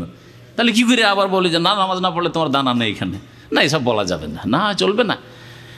তাহলে ধমকের রাস্তাও আল্লাহ শিখেছেন। দেখেন তারপরের আয়াতগুলি নিয়ে চিন্তা করেন, কি বলছেন নূহ আলাইহিস সালাম? মা লাকুম লা তারজুনা লিল্লাহি ওয়াকারা, তোমাদের কি হয়ে গেছে? এখন ধমক, শাসান। মা লাকুম, তোমাদের কি হয়ে গেছে? লা তারজুনা লিল্লাহি ওয়াকারা, আল্লাহ পাক রব্বুল আলামিনের মান সম্মান তোমরা অনুধাবন করছো না। আল্লাহ পাক রব্বুল আলামিনকে তোমরা ভয় করছো না। আল্লাহ পাকের মান, ইজ্জত এবং আল্লাহ পাকের ক্ষমতাকে তোমরা ভয় করছো না। আল্লাহ পাকের কুদরত দিয়ে ভয় দেখানো হচ্ছে। যে কি মনে করো আল্লাহ পাক রব্বুল আলামিন তোমাদেরকে ইচ্ছা করলে একটি আদেশেই সর্বনাশ করে দেবেন, সব কিছু ধ্বংস করে দেবেন। মা লাকুম লা তারজুনা লিল্লাহি ওয়াকারা ওয়াকাদ খালাকাকুম আতওয়ারা, অথচ আল্লাহ পাক রব্বুল আলামিন তোমাদেরকে সৃষ্টি করেছেন বিভিন্ন স্তর অতিক্রম করিয়ে। আতওয়ার তওরের বহুবচন, তওর মানে হচ্ছে একটি স্তর, আর আতওয়ার মানে অনেকগুলি স্তর অতিক্রম করিয়ে আল্লাহ পাক সৃষ্টি করেছেন। চিন্তা করুন তো, আমাদেরকে আল্লাহ পাক সৃষ্টি করেছেন, বেশ কিছু স্তর অতিক্রম করে আমরা এই পর্যায়ে পৌঁছেছি। অথবা দুনিয়া থেকে অনেকে বিদায় নিয়েছে, বিভিন্ন স্তর পার করার পরে দুনিয়া থেকে বিদায় নিয়েছে। প্রথম কথা, মায়ের পেটে কয়েকটি স্তর আছে, তাই না? মায়ের পেটের স্তরের কথা আল্লাহ পাক রব্বুল সূরা মুমিনুনে উল্লেখ করেছেন। কি? প্রথম হচ্ছে নুতফা, বীর্য, তারপরে আলাকা, জমাট বাঁধা রক্ত, তারপরে মজগা, মাংসপিণ্ড, গোস্তের একটা টুকরো, তারপরে ছবি অঙ্কন হইলো, হাড় করা হইলো, তারপরে রুহ দেওয়া হইলো, ইত্যাদি হইলো। তারপরে বড় হইলো, 9 মাস 10 মাস হয়েছে, এখন দুনিয়া ভূমিষ্ঠ হলো। ভূমিষ্ঠ হওয়ার পরে দুনিয়াতে আবার বিভিন্ন স্তর আছে। প্রথম স্তর হচ্ছে স্তন্যপানের সময়, 2 বছর স্তন্যপানের সময়, হোশ দিশা কিছু না। ওই সময় যদি হাতে পায়খানা আসে, পায়খানা যা কিছু আসবে মুখে আছে, প্রত্যেকের ওপর দিয়ে এই সময় অতিক্রম করেছে। এই স্তর পার হয়ে আমরা এসেছি না। একটু যদি 1 মিনিট 2 মিনিট মা যদি লক্ষ্য না করে থাকে, বোনেরা যদি বড় বোন থেকে থাকে, ভাই থেকে তো লক্ষ্য না করে থাকে, তাহলে পায়খানা খেয়ে নিজের পায়খানা নিজেই খেয়ে বসেছে। সুবহানাল্লাহ। তারপরে স্তন্য যখন ছাড়লেন, তখনও আরবি ভাষায় তিফিল, শিশু। শিশু এখনো বুদ্ধি হয়নি, দৌড়াদৌড়ি শিশু। 3 বছর 4 বছরের সেই শিশু জানে না যে রোডে দৌড় দিলে গাড়ি এসে দিবে ধাক্কা, একবারে চূর্ণ বিচূর্ণ শেষ হয়ে যাব। গাড়ি থেকে বাবা মা নেমেছে, দিল দৌড়ি পার থেকে ওপার। আমাদের এক পরিচিত ব্যক্তি, বাবা রোডের ওই পারে গাড়ি স্টার্ট দিচ্ছে যে বাইরে কোনো কাজে যাব, আর মা রোডের ওপারে আসছে। ছেলে মায়ের হাত থেকে ছুটে গিয়ে দিল দৌড়, আর খুব দ্রুত একটি গাড়ি আসছিল, সাথে সাথে সুবহানাল্লাহ ওর ওপর দিয়ে চলে গেল গাড়ি। এই বয়সটা আমাদের ওপর দিয়ে অতিক্রম করেছে না, করেনি? কত দুর্বল অসহায় ছিলাম, বুদ্ধি জ্ঞান ছিল না, নিজের লাভ ক্ষতি কিছুই বুঝতাম না। তারপর এমন একটা সময় আসলো, এই সময়গুলিতে যে 2 বছর পরে 5 বছর পর্যন্ত মসজিদে গিয়ে পেশাব করতে ভালো লাগবে, তাই না? পায়খানা করতে ভালো লাগবে, দৌড়াদৌড়ি করতে ভালো লাগবে, কাউকে ধাক্কা দিতে ভালো লাগবে, সবটাই ভালো লাগছে। কিন্তু যখন 5 বছর 6 বছর হয়ে গেল, বা 7 বছর বিশেষ করে হয়ে গেল, নবী সাল্লাল্লাহু আলাইহি ওয়াসাল্লাম 7 বছরে কেন নামাজ পড়তে নিয়ে যেতে বলেছেন? ছেলেদেরকে 7 বছর নামাজ পড়ার কথা বলেছেন, কারণ 7 বছর আগে সাধারণত হয়তো অনেক ছেলে হয়তো 5 বছর 6 বছরে তার হিতাহিত জ্ঞান সামান্য চলে আসে, যে কোনটা ভালো কোনটা মন্দ সামান্য, এটা করা যাবে করা যাবে না, খারাপ মনে করবে লোকেরা, কিছু হয়তো বুঝতে শিখে। কিন্তু 7 বছর মোটামুটি শিখে, যখন মসজিদে গেলে কেমন হয়ে বসতে হবে শিখাইলে মনে রাখতে পারবে। 3 বছর 4 বছরের ছেলেকে শেখান, 1 মিনিট মনে থাকবে না যে বাবা এটা কাজ করতে হয় না, এইটা করো, বসিয়ে দিলেন, আধা মিনিট হবে না আবার দুষ্টামি করছে, কিছু বুঝে নাও, মনে থাকে না, তার ব্রেন ফিরে এসেছে, তারপর মনে থাকে না। চিন্তা করেছেন আপনি? কিন্তু 7 বছর যখন হয়ে গেছে বললে মনে থাকে, যে না নামাজ পড়লে ধীর স্থির হবে, নামাজ পড়তে খবরদার এখানে বসে থাকবে, এদিক ওদিক দৌড়াদৌড়ি করবে না, কিন্তু বোঝে, পেশাব পায়খানা করবে না, যদি প্রয়োজন হয় বলবে আমাকে। যে মসজিদে নিয়ে গেছেন 7 বছর 8 বছরের ছেলে, তোমাকে যদি পেশাব পায়খানা লাগে বলবে আমাকে, বলে দিলে মনে থাকবে। কিন্তু 4 বছরের ছেলে 3 বছরের ছেলে মনে থাকবে না, ও দিবে। সুবহানাল্লাহ। এই স্তর পার হইল, তারপরে আসলো শাবাব, জওয়ানি, যৌবনকাল আসলো। যৌবনকালের অবস্থা আলাদা। যৌবনকালের আবার প্রথম 13 বছর 14 বছর এখন যৌবন আসছে, যৌবন এসেছে, কিন্তু বুঝে না যে যৌবনকে কোন ধারায় নিয়ে যেতে, বুঝে না। কিন্তু এই সময় যদি পদস্খলন ঘটে, বাবা মার যদি দিক নির্দেশনা না থাকে, বাবা মা যদি খেয়াল না রাখে যে আমার ছেলে কি করে, আমার মেয়ে কি করে, তাহলে এই সময় বেশি গড়বড় হওয়ার আশঙ্কা আছে। কথা ঠিক নয়? যার চরিত্র খারাপ হয়ে গেছে, 14 বছর 15 বছর 16 বছর 18 বছরে বরবাদ হয়ে গেছে, জীবন বেকার হয়ে গেছে। কিন্তু এই সময়টা যদি কেটে যায়, তারপরে 20-22 বছর 24 বছর 25 বছর বয়সে, তখনও যৌবন আছে, সাধারণত পদস্খলন খুব কম ঘটে। গুমরাহির দিকে, পথভ্রষ্টের দিকে, চরিত্র নষ্ট হওয়ার দিকে খুব কম যায় মানুষ। অল্প কিছু লোক যেতে পারে, কিন্তু অধিকাংশ যদি এই সময়টা ঠিক থেকে থাকে, 13-14 থেকে নিয়ে 20-22 পর্যন্ত ঠিক থেকে থাকে, তাহলে আর 25 বছর পরে এরকম আশঙ্কা নেই, যদিও যৌবন আছে। তারপরে গেল 40 আসলো, 40 যখন চলে আসলো, এখন জ্ঞান পাকা হয়েছে। আল্লাহ বলছেন হাত্তা ইজা বালাগা শুদ্ধ হবালাগা আর বাইনা সানা। এখন ফুল যেটা শারীরিক এবং মানসিক আর চিন্তা গবেষণা ইত্যাদি সব দিক দিয়ে জ্ঞান পাকা হয়েছে, অবালাগা আর বাইনা সানা, 40 বছর আল্লাহ বলেই দিয়েছেন। এখন 40 বছর পরে এখন যাচ্ছেন কোন দিকে? ভাটি দিকে, দুর্বলতার দিকে যাচ্ছেন।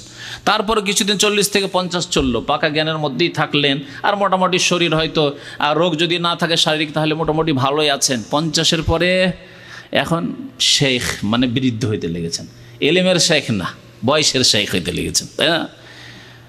কতগুলি স্তর পার করে এসেছেন। ওয়াকাদ খালাকাকুম আতওয়ারা, 50, 60, 70, এখন 70-75 হয়ে গেছে, চলতে পারছেন না, বাঁকা হয়ে গেছেন, লাঠি না ধরলে চলা যায় না, ওঠা যায় না, নামাজ পড়তে পারেন না, দাঁড়িয়ে বসে শুয়ে বিছানা ইত্যাদি।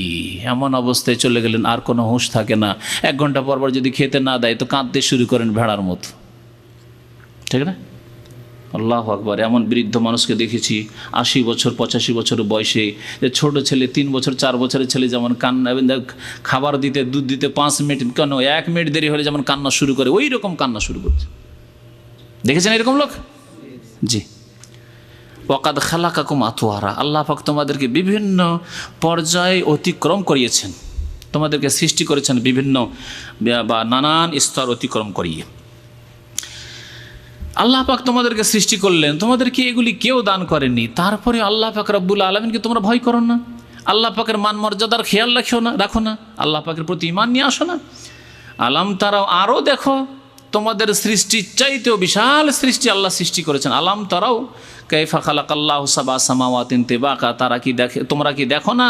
কাইফা খালাকাল্লাহু সাবা সামাওয়াতিন তিবাকা, কেমন করে আল্লাহ পাক রব্বুল আলামিন, বা কিভাবে আল্লাহ পাক রব্বুল আলামিন 7 আসমান সৃষ্টি করেছেন স্তরে স্তরে, 7 স্তরে, এক আসমানের পরে আরেক আসমান, এক আকাশের পরে আরেক আকাশ, আল্লাহ পাক 7 আকাশ তৈরি করেছেন। ওয়া জাআলাল কামারা ফিহিন্না নূরা, এবং এই আকাশগুলিতে আল্লাহ পাক রব্বুল আলামিন চাঁদকে আলো স্বরূপ সৃষ্টি করেছেন। চাঁদ আলো স্বরূপ, আলো দেখেন, চাঁদকে আল্লাহ পাক নূর বললেন, আলোতে তাপ হয় না, দেখেন চাঁদে তাপ নেই আছে। ওয়া জাআলা শামসা সিরাজা, এবং সূর্যকে আল্লাহ পাক রব্বুল আলামিন প্রদীপ স্বরূপ সৃষ্টি করলেন। আকাশের প্রদীপ, প্রদীপে কি হয়? তাপ হয়, আলো দেয় এবং তাপ হয়। দেখেন সূর্য দিনে আলোও দিচ্ছে আর তাতে তাপও আছে, আল্লাহ এই জন্য সিরাজ বলেছেন। ওয়াল্লাহু আম্বাতাকুম মিনাল আরদি নাবাতা, এবং আল্লাহ পাক রব্বুল আলামিন সর্বপ্রথম তোমাদেরকে মাটি থেকে সুন্দরভাবে উদ্গত করেছেন, মাটি থেকে উদ্গত করেছেন। জমিন থেকে যেমন গাছ বীজ থেকে গজিয়ে উঠে, কত নরম হয়ে গজিয়ে উঠে, আর তারপরে শক্তিশালী গাছ হয়, অনেক মোটা মোটা গাছ হচ্ছে, কিন্তু প্রথমে একেবারে কমজোর দুর্বল হয়ে গজিয়ে উঠেছিল। ঠিকই তেমনি তোমরা কি আল্লাহ পাক রব্বুল আলামিন মাটি থেকে গজিয়ে তুলেছেন। কখন? আদম আলাইহিস সালামের মাধ্যমে। আদম আলাইহিস সালামকে আল্লাহ পাক মাটি দিয়ে তৈরি করে ফেলে রেখেছেন, পড়েছিল। তারপর আল্লাহ পাক রব্বুল আলামিন আত্মা দিলেন, তখন উঠে বসলেন আদম আলাইহিস সালাম, মানুষ হলেন, মানুষে বসলেন। তো আল্লাহ পাক রব্বুল আলামিন তাই বলছেন যে তোমাদেরকে আল্লাহ পাক, তোমাদের আসল হচ্ছে, মূল হচ্ছে যে তোমাদেরকে জমিন থেকে উদ্গত করেছেন। এবং আল্লাহ পাক রব্বুল মানব জাতির সৃষ্টিকে গাছগাছড়ার সাথে তুলনা করেছেন, গাছপালার সাথে তুলনা করেছেন। কেমন? গাছপালা যেমন কমজোর হয়ে গজিয়ে উঠে জন্মায়, তারপরে আবার শক্তিশালী হয়ে তারপর আবার কমজোর হয়ে যায়, শুকিয়ে যায়, মরে যায়, ঠিক তেমনি মানুষের অবস্থা। কমজোর ছেলে সবল হইলে, সবল হওয়ার পরে আবার যখন বার্ধক্য আসলো, কত কমজোর হয়ে গেল গাছের মতো, দুনিয়া থেকে আবার সাফ। বাড়িতে আম গাছ ছিল, পেয়ারার গাছ ছিল, শেষ, আবার নেই। ওই রকমই দাদা ছিল, দাদি ছিলেন, নানা ছিল, নানি ছিল, এই ছিল, বাবা ছিল, নেই কেউ, চলে গেছেন দুনিয়া থেকে। ওয়াল্লাহু জাআলা লাকুমুল আরদা, তারপর কি বলছেন? সুম্মা ইউঈদুকুম ফিহা, জমিন থেকে আল্লাহ পাক তোমাদেরকে উদ্গত করলেন, তারপরে আবার কি করবেন? তোমাদেরকে ওই জমিনেই, মাটিতেই ফিরিয়ে দেবেন। আল্লাহ পাক অন্য আয়াতে বলেছেন সূরা তাহা, মিনহা খালাকনাকুম, তোমাদেরকে এই জমিন থেকে আমি সৃষ্টি করেছি। ওয়া ফিহা নুঈদুকুম, ওই জমিনে তোমাদেরকে আমি ফিরিয়ে দেব। ওয়া মিনহা নুখরিজুকুম তারাতান উখরা, এবং সেই জমিন থেকে তোমাদেরকে পুনরায় সৃষ্টি করব, নুখরিজুকুম বের করব। এই আয়াত সম্পর্কে আরেকটি কথা বলে দিই, আমাদের দেশের বিদাতি ধারণা বা বিদাতি আমল দূর করার জন্য। সেটা হচ্ছে যে আমাদের দেশের মানুষরা যখন ওই কবরে দাফন করে মাইয়েতকে আর মাটি দেয়, মাটি দেওয়ার সময় এই আয়াতটি পড়ে না? অনেকেই পড়েন না, কোনো হাদিসে নেই, কোন হাদিসে মিনহা খালাকনাকুম প্রথমবার দেবেন তখন মিনহা খালাকনাকুম, দ্বিতীয়বার দেবেন অফিহা নুঈদুকুম, আর তৃতীয়বার দেবেন অমিনহা নুখরিজুকুম তারাতান উখরা। এটি কোনো হাদিস দ্বারা সাব্যস্ত নয়। সুতরাং এই আমলটি বিদাত, এই কাজ করবেন না। বিসমিল্লাহ বলে মাটি দেবেন, বিসমিল্লাহ বলে মাটি দেবেন। সুম্মা ইউঈদুকুম ফিহা, অতঃপর তোমাদেরকে আল্লাহ পাক ফিরিয়ে দিবেন ওই জমিনে মাটিতে, ওয়া ইউখরিজুকুম ইখরাজা, এবং পুনরায় তোমাদেরকে আল্লাহ পাক সুন্দর করে আবার সুন্দর মানুষ করে বের করবেন, আর কিয়ামতের মাঠে হাজির হইতে হবে বিচার দিবসে। আল্লাহু জাআলা লাকুমুল আরদা বিসাতা, আল্লাহ সম্পর্কে চিন্তা করো যে আল্লাহ পাক তোমাদের জন্য পৃথিবীকে বিছানা স্বরূপ সৃষ্টি করেছেন, সম্প্রসারিত করেছেন। বেসাত, বাসাত অ্যাবসত মানে বিছিয়ে দেওয়া বা সম্প্রসারিত করা, এই জন্য বিছানা বললেও চলে, আবার সম্প্রসারিত করা বললেও চলে। আল্লাহ পাক তোমাদের জন্য জমিনকে কি করেছেন? সম্প্রসারিত করেছেন। আল্লাহ পাক যদি জমিনকে সংকুচিত রেখে দিতেন, এইরকম বিছিয়ে দেওয়ার মতো না করতেন, সমতল না করতেন, বসবাসযোগ্য না করতেন, প্রথম কথা এই পাহাড়গুলি আল্লাহ যদি না দিতেন তাহলে জমিন তো ভাসতেই থাকতো পানির ওপর, তাহলে বসবাসযোগ্য থাকতো না, বাড়িঘরও তৈরি করতে পারতাম না, ঘুমও আসতো না, ভূমিকম্প হইতেই থাকতো। আর যদি আল্লাহ পাক রব্বুল আলামিন জমিনকে প্রথম যেমন সৃষ্টি করেছিলেন সংকুচিত ছিল, এইরকম বিছানো ছিল না, যদি এরকম না করতেন তাহলে বসবাসযোগ্য হইতো না, জমিনে বসবাস করা যেত না। যেমন চাঁদে বসবাস করা যায় না, কোনো গ্রহে বসবাস করা যায় না, ঠিকই তেমনি আল্লাহ পাক জমিনকে যদি বসবাসযোগ্য না করতেন, বসবাসের অযোগ্য করতেন, তাহলে আমরা একদিনও বাঁচতে পারতাম না, ধ্বংস হয়ে যেতাম। তাই আল্লাহ পাক বলছেন যে আল্লাহ পাক তোমাদের জন্য জমিনকে বসবাসযোগ্য করেছেন বা সম্প্রসারিত করেছেন, বিছানা স্বরূপ করেছেন। লেতাসলুকু মিনহা সুবুলান ফিজাজা, যাতে করে সেই পৃথিবীতে জমিনে তোমরা প্রশস্ত রাস্তাগুলিতে চলাফেরা করতে পারো। প্রশস্ত রাস্তায় চলাফেরা করছেন, হাঁটছেন, আসছেন, যানবাহন চলছে, গাড়ি আসছে যাচ্ছে। আল্লাহ যদি না করতেন, 3.5 হাতের মানুষ 80 কেজি হয়তো আপনি চললেন, কিন্তু আপনার বাস, আপনার গাড়ি, আপনার উট, আপনার ভারী জিনিসগুলি যদি না চলাফেরা করতে পারতো তাহলে কি অবস্থা হইতো? ধসে যেত সব। তাহলে দুনিয়ার যে আপনার উদ্দেশ্য ছিল সব শেষ হয়ে যেত, দুনিয়া আপনি চলাফেরা করতে পারতেন না। আল্লাহ পাকের নিয়ামতগুলি উল্লেখ করেছেন। তারপরে নূহ আলাইহিস সালামের কথা আবার বলা হচ্ছে, কালা নূহু রব্বি ইন্নাহুম আসাউনি। নূহ আলাইহিস সালাম 950 বছর প্রায় তাদেরকে দাওয়াত দিলেন, কিন্তু দেখলেন যে না, আমা আমানা মাহু ইল্লা কালিল, অল্প কয়জন মাত্র ঈমান নিয়ে আসলো। অন্য আয়াতে আল্লাহ পাক উল্লেখ করেছেন। নূহ আলাইহিস সালাম আল্লাহ পাককে অভিযোগ করে বলছেন, রব্বি ইন্নাহুম আসাউনি, হে আল্লাহ, হে পরওয়ারদিগার, ইন্নাহুম আসাউনি, এরা আমার নাফরমানি করলো, এরা আমার বিরুদ্ধাচরণ করলো। ওয়াত্তাবাউ মাল্লাম ইয়াজিদহু মালুহু ওয়া ওয়ালাদুহু ইল্লা খাসারা, এবং তারা অনুসরণ করেছে এমন ব্যক্তিদের, মানে নেতাদের। নূহ আলাইহিস সালামের কথা মানতো না। নূহ আলাইহিস সালামের জাতির যারা ওই ভদ্রলোক মনে করা হয়তো, সেই জামানার নেতা মনে করা হয়তো, পয়সাওয়ালা মনে করা হয়তো, ধনী মনে করা হয়তো, তাদের আনুগত্য করতে। তাই তিনি বললেন যে ওয়াত্তাবাউ, তারা আমার নাফরমানি করেছে, আমি রসুল, এবং তারা অনুসরণ করে এমন ব্যক্তিদের যে তাদের ধন সম্পদ এবং তাদের সন্তান সন্ততি তাদের ক্ষতিগ্রস্ততায় বাড়িয়ে দিল। অর্থাৎ ওই সব নেতাদের ধন সম্পদ তাদের কোনো কাজে আসলো না, বরং ক্ষতি করলো আরও। এবং ওই নেতাদের ছেলেরা রয়েছে, সন্তানরা রয়েছে, তারা তাদেরকে আরও পথভ্রষ্ট করলো। আল্লাহ যদি তাদের কথা না মেনে আমার কথা মানত তাহলে তারা সার্বিক কল্যাণ হাসিল করতো, কিন্তু তারা আরও ক্ষতিগ্রস্ত হইল। মাকারু মাকরান কুব্বারা, তারা চরম ষড়যন্ত্র করেছে, জবরদস্ত। তারা কি করেছে? কুব্বারা বলা হয়েছে কবির থেকে। তারা ষড়যন্ত্র, শুধু ষড়যন্ত্র না, বিরাট ষড়যন্ত্র। নূহ আলাইহিস সালামকে মেরে দিতে হবে, নূহ আলাইহিস সালামের সাথে যারা ঈমান নিয়ে তাদেরকে মেরে দিতে হবে, এই প্রাণনাশের ষড়যন্ত্র করলো। ওয়াকালু, এবং তারা বলল, দেখো, তারা যুক্তি করলো, মিটিং করলো যে তোমরা আপোষে একবারে শক্ত হয়ে যাও, খবরদার এই নূহের কথা শুনবে না, আর নূহ তোমাদের বলছে এই দেবী দেবতার পূজা করিও না, খবরদার তার কথা শুনবে। ওয়াকালু, ওই যে ষড়যন্ত্র ছিল তার একটা অংশ আল্লাহ পাক উল্লেখ করছেন, যেটা হচ্ছে তাদের শিরকি ষড়যন্ত্র, যে শিরকের ওপর আমরা, তারা তো তাকে শিরক বলতো না, বরং তারা বলতো এটি হচ্ছে আসল ধর্ম। যেমন আজকাল মুসলিম উম্মায় যারা কবর মাজার পূজায় লেগে আছে, তারা মনে করে যে কবর মাজার পূজায় হচ্ছে ওলি আউলিয়ার সম্মান প্রদর্শন আর ইহতেরাম, এটি হচ্ছে সঠিক ধর্ম। সুবহানাল্লাহ। আল্লাহ পাক নবীকে শিরক নির্মূল করার জন্য প্রেরণ করেছিলেন, আর এই শিরকের ধর্ম তৈরি করার পরে এই নূহ আলাইহিস সালামের জাতির মতোই বলছে যে খবরদার, ছাড়বে না, খবরদার, এদের কাছে সব কিছু পাওয়া যায়, ওলি আউলিয়া দরবারে গেলেই পাওয়া যায়, মাজারে চাদর চড়াইলেই পাওয়া যায়, মাজারে খাসি মোরগ জবাই করলেই পাওয়া যায়, মনের বাসনা কামনা পূরণ হয়, ওখানে গেলে রোগ ভালো হয়, ওখানে গেলে অমুক গিয়েছে হয়েছে ভালো হয়েছে, অমুক গিয়েছে তার ছেলে হয়েছে, অমুক গিয়েছে তার মেয়ে হয়েছে ইত্যাদি। ওয়াকালু, এবং তারা বলেছিল নূহ আলাইহিস সালামের জাতি, লা তাযারুন্না আলিহাতাকুম, তোমাদের দেবী দেবতাকে মাবুদ উপাস্যকে ছেড়ে দিও না নূহের কথা শুনে। ওয়ালা তাযারুন্না ওয়াদ্দা, বিশেষ করে এগুলি হলো বড় বড় দেবী দেবতা। ওয়ালা তাযারুন্না ওয়াদ্দা, ওয়াদ নামক দেবতাকে ছেড়ে দিও না। ওয়ালা সোয়া, সোয়াকেও ছেড়ে দিও না। আর ইয়াগুস, ওয়ালা ইয়াগুস, ইয়াগুসকেও ছেড়ে দিও না। ওয়া ইয়াউক, ইয়াউককেও ছেড়ে দিও না। ওয়া নাসরা, এবং নাসরকেও ছেড়ে দিও না। হযরত আব্দুল্লাহ বিন আব্বাস রাদিয়াল্লাহু তাআলা আনহুমা সহিহ বুখারীর হাদিসে এগুলি সম্পর্কে বলেছেন, হাযিহি আসমাউ রিজালে কওমিন সালিহিন মিন কওমি নূহ আলাইহিস সালাম। নূহ আলাইহিস সালামের জাতির সৎ লোকদের নাম ছিল সেই জামানার নাম। এরা ছিল সৎ লোক, নেক লোক, আল্লাহওয়ালা লোক, উলি আউলিয়া। এই সৎ লোকগুলি যখন মারা যায়, প্রথম শিরক দুনিয়ায় মানব জাতির মাঝে শুরু হচ্ছে। তার আগে কোনো শিরক ছিল না। আদম আলাইহিস সালামের পরে নূহ আলাইহিস সালাম পর্যন্ত, নূহ আলাইহিস সালামের আগে কিছু আগ পর্যন্ত শিরক ছিল না। নূহ আলাইহিস সালামের পূর্বে শিরক প্রথম শুরু হয়। শিরকের উদ্ভব কিভাবে ঘটে? এই সৎ লোকগুলি মারা যায়। সৎ লোকগুলি যখন মারা যায় তখন ওই জাতিরা খুব ভালোবাসত এদেরকে, নেক লোকদেরকে। আমাদের সমাজেও ভালোবাসে, খুব ভালোবাসতো। এমন ভালোবাসা বাসত যে ওরা মারা যাওয়ার পরে তারা একবার মর্মাহত শোকে ভেঙে পড়েছে।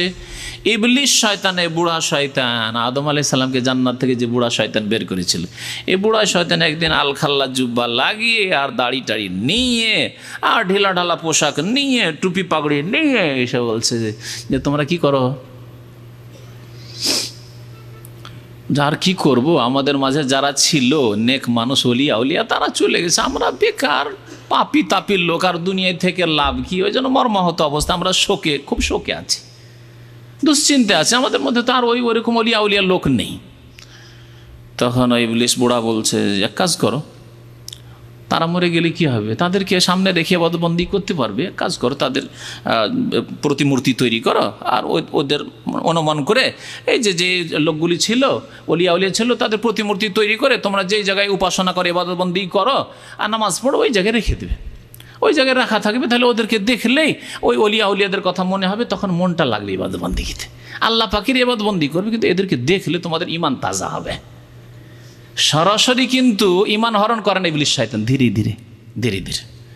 এমনকি ইবলিস শয়তান যে জেনাও করে, সরাসরি করে না, অসুবিধা নেই, একটু কথা বললে, রসিকতাই নাহি করলে, একটু মজা কি করলে না হয়, কেমন আছো, ভালো আছো, কী ব্যাপার, অনেকদিন দেখি না, আর দেখা সাক্ষাৎ হয় না, কি রেগে আছো নাকি, এই কিছু কথাবার্তা, এই কথাবার্তা হইতে হইতে ধীরে ধীরে ধীরে ধীরে একবারে দিল ডুবিয়ে জাহান্নামে। এইভাবে ইবলিস শয়তান মানব জাতিকে পাপ করায়, পাপে প্রথম দিনই ডুবাতে পারে না।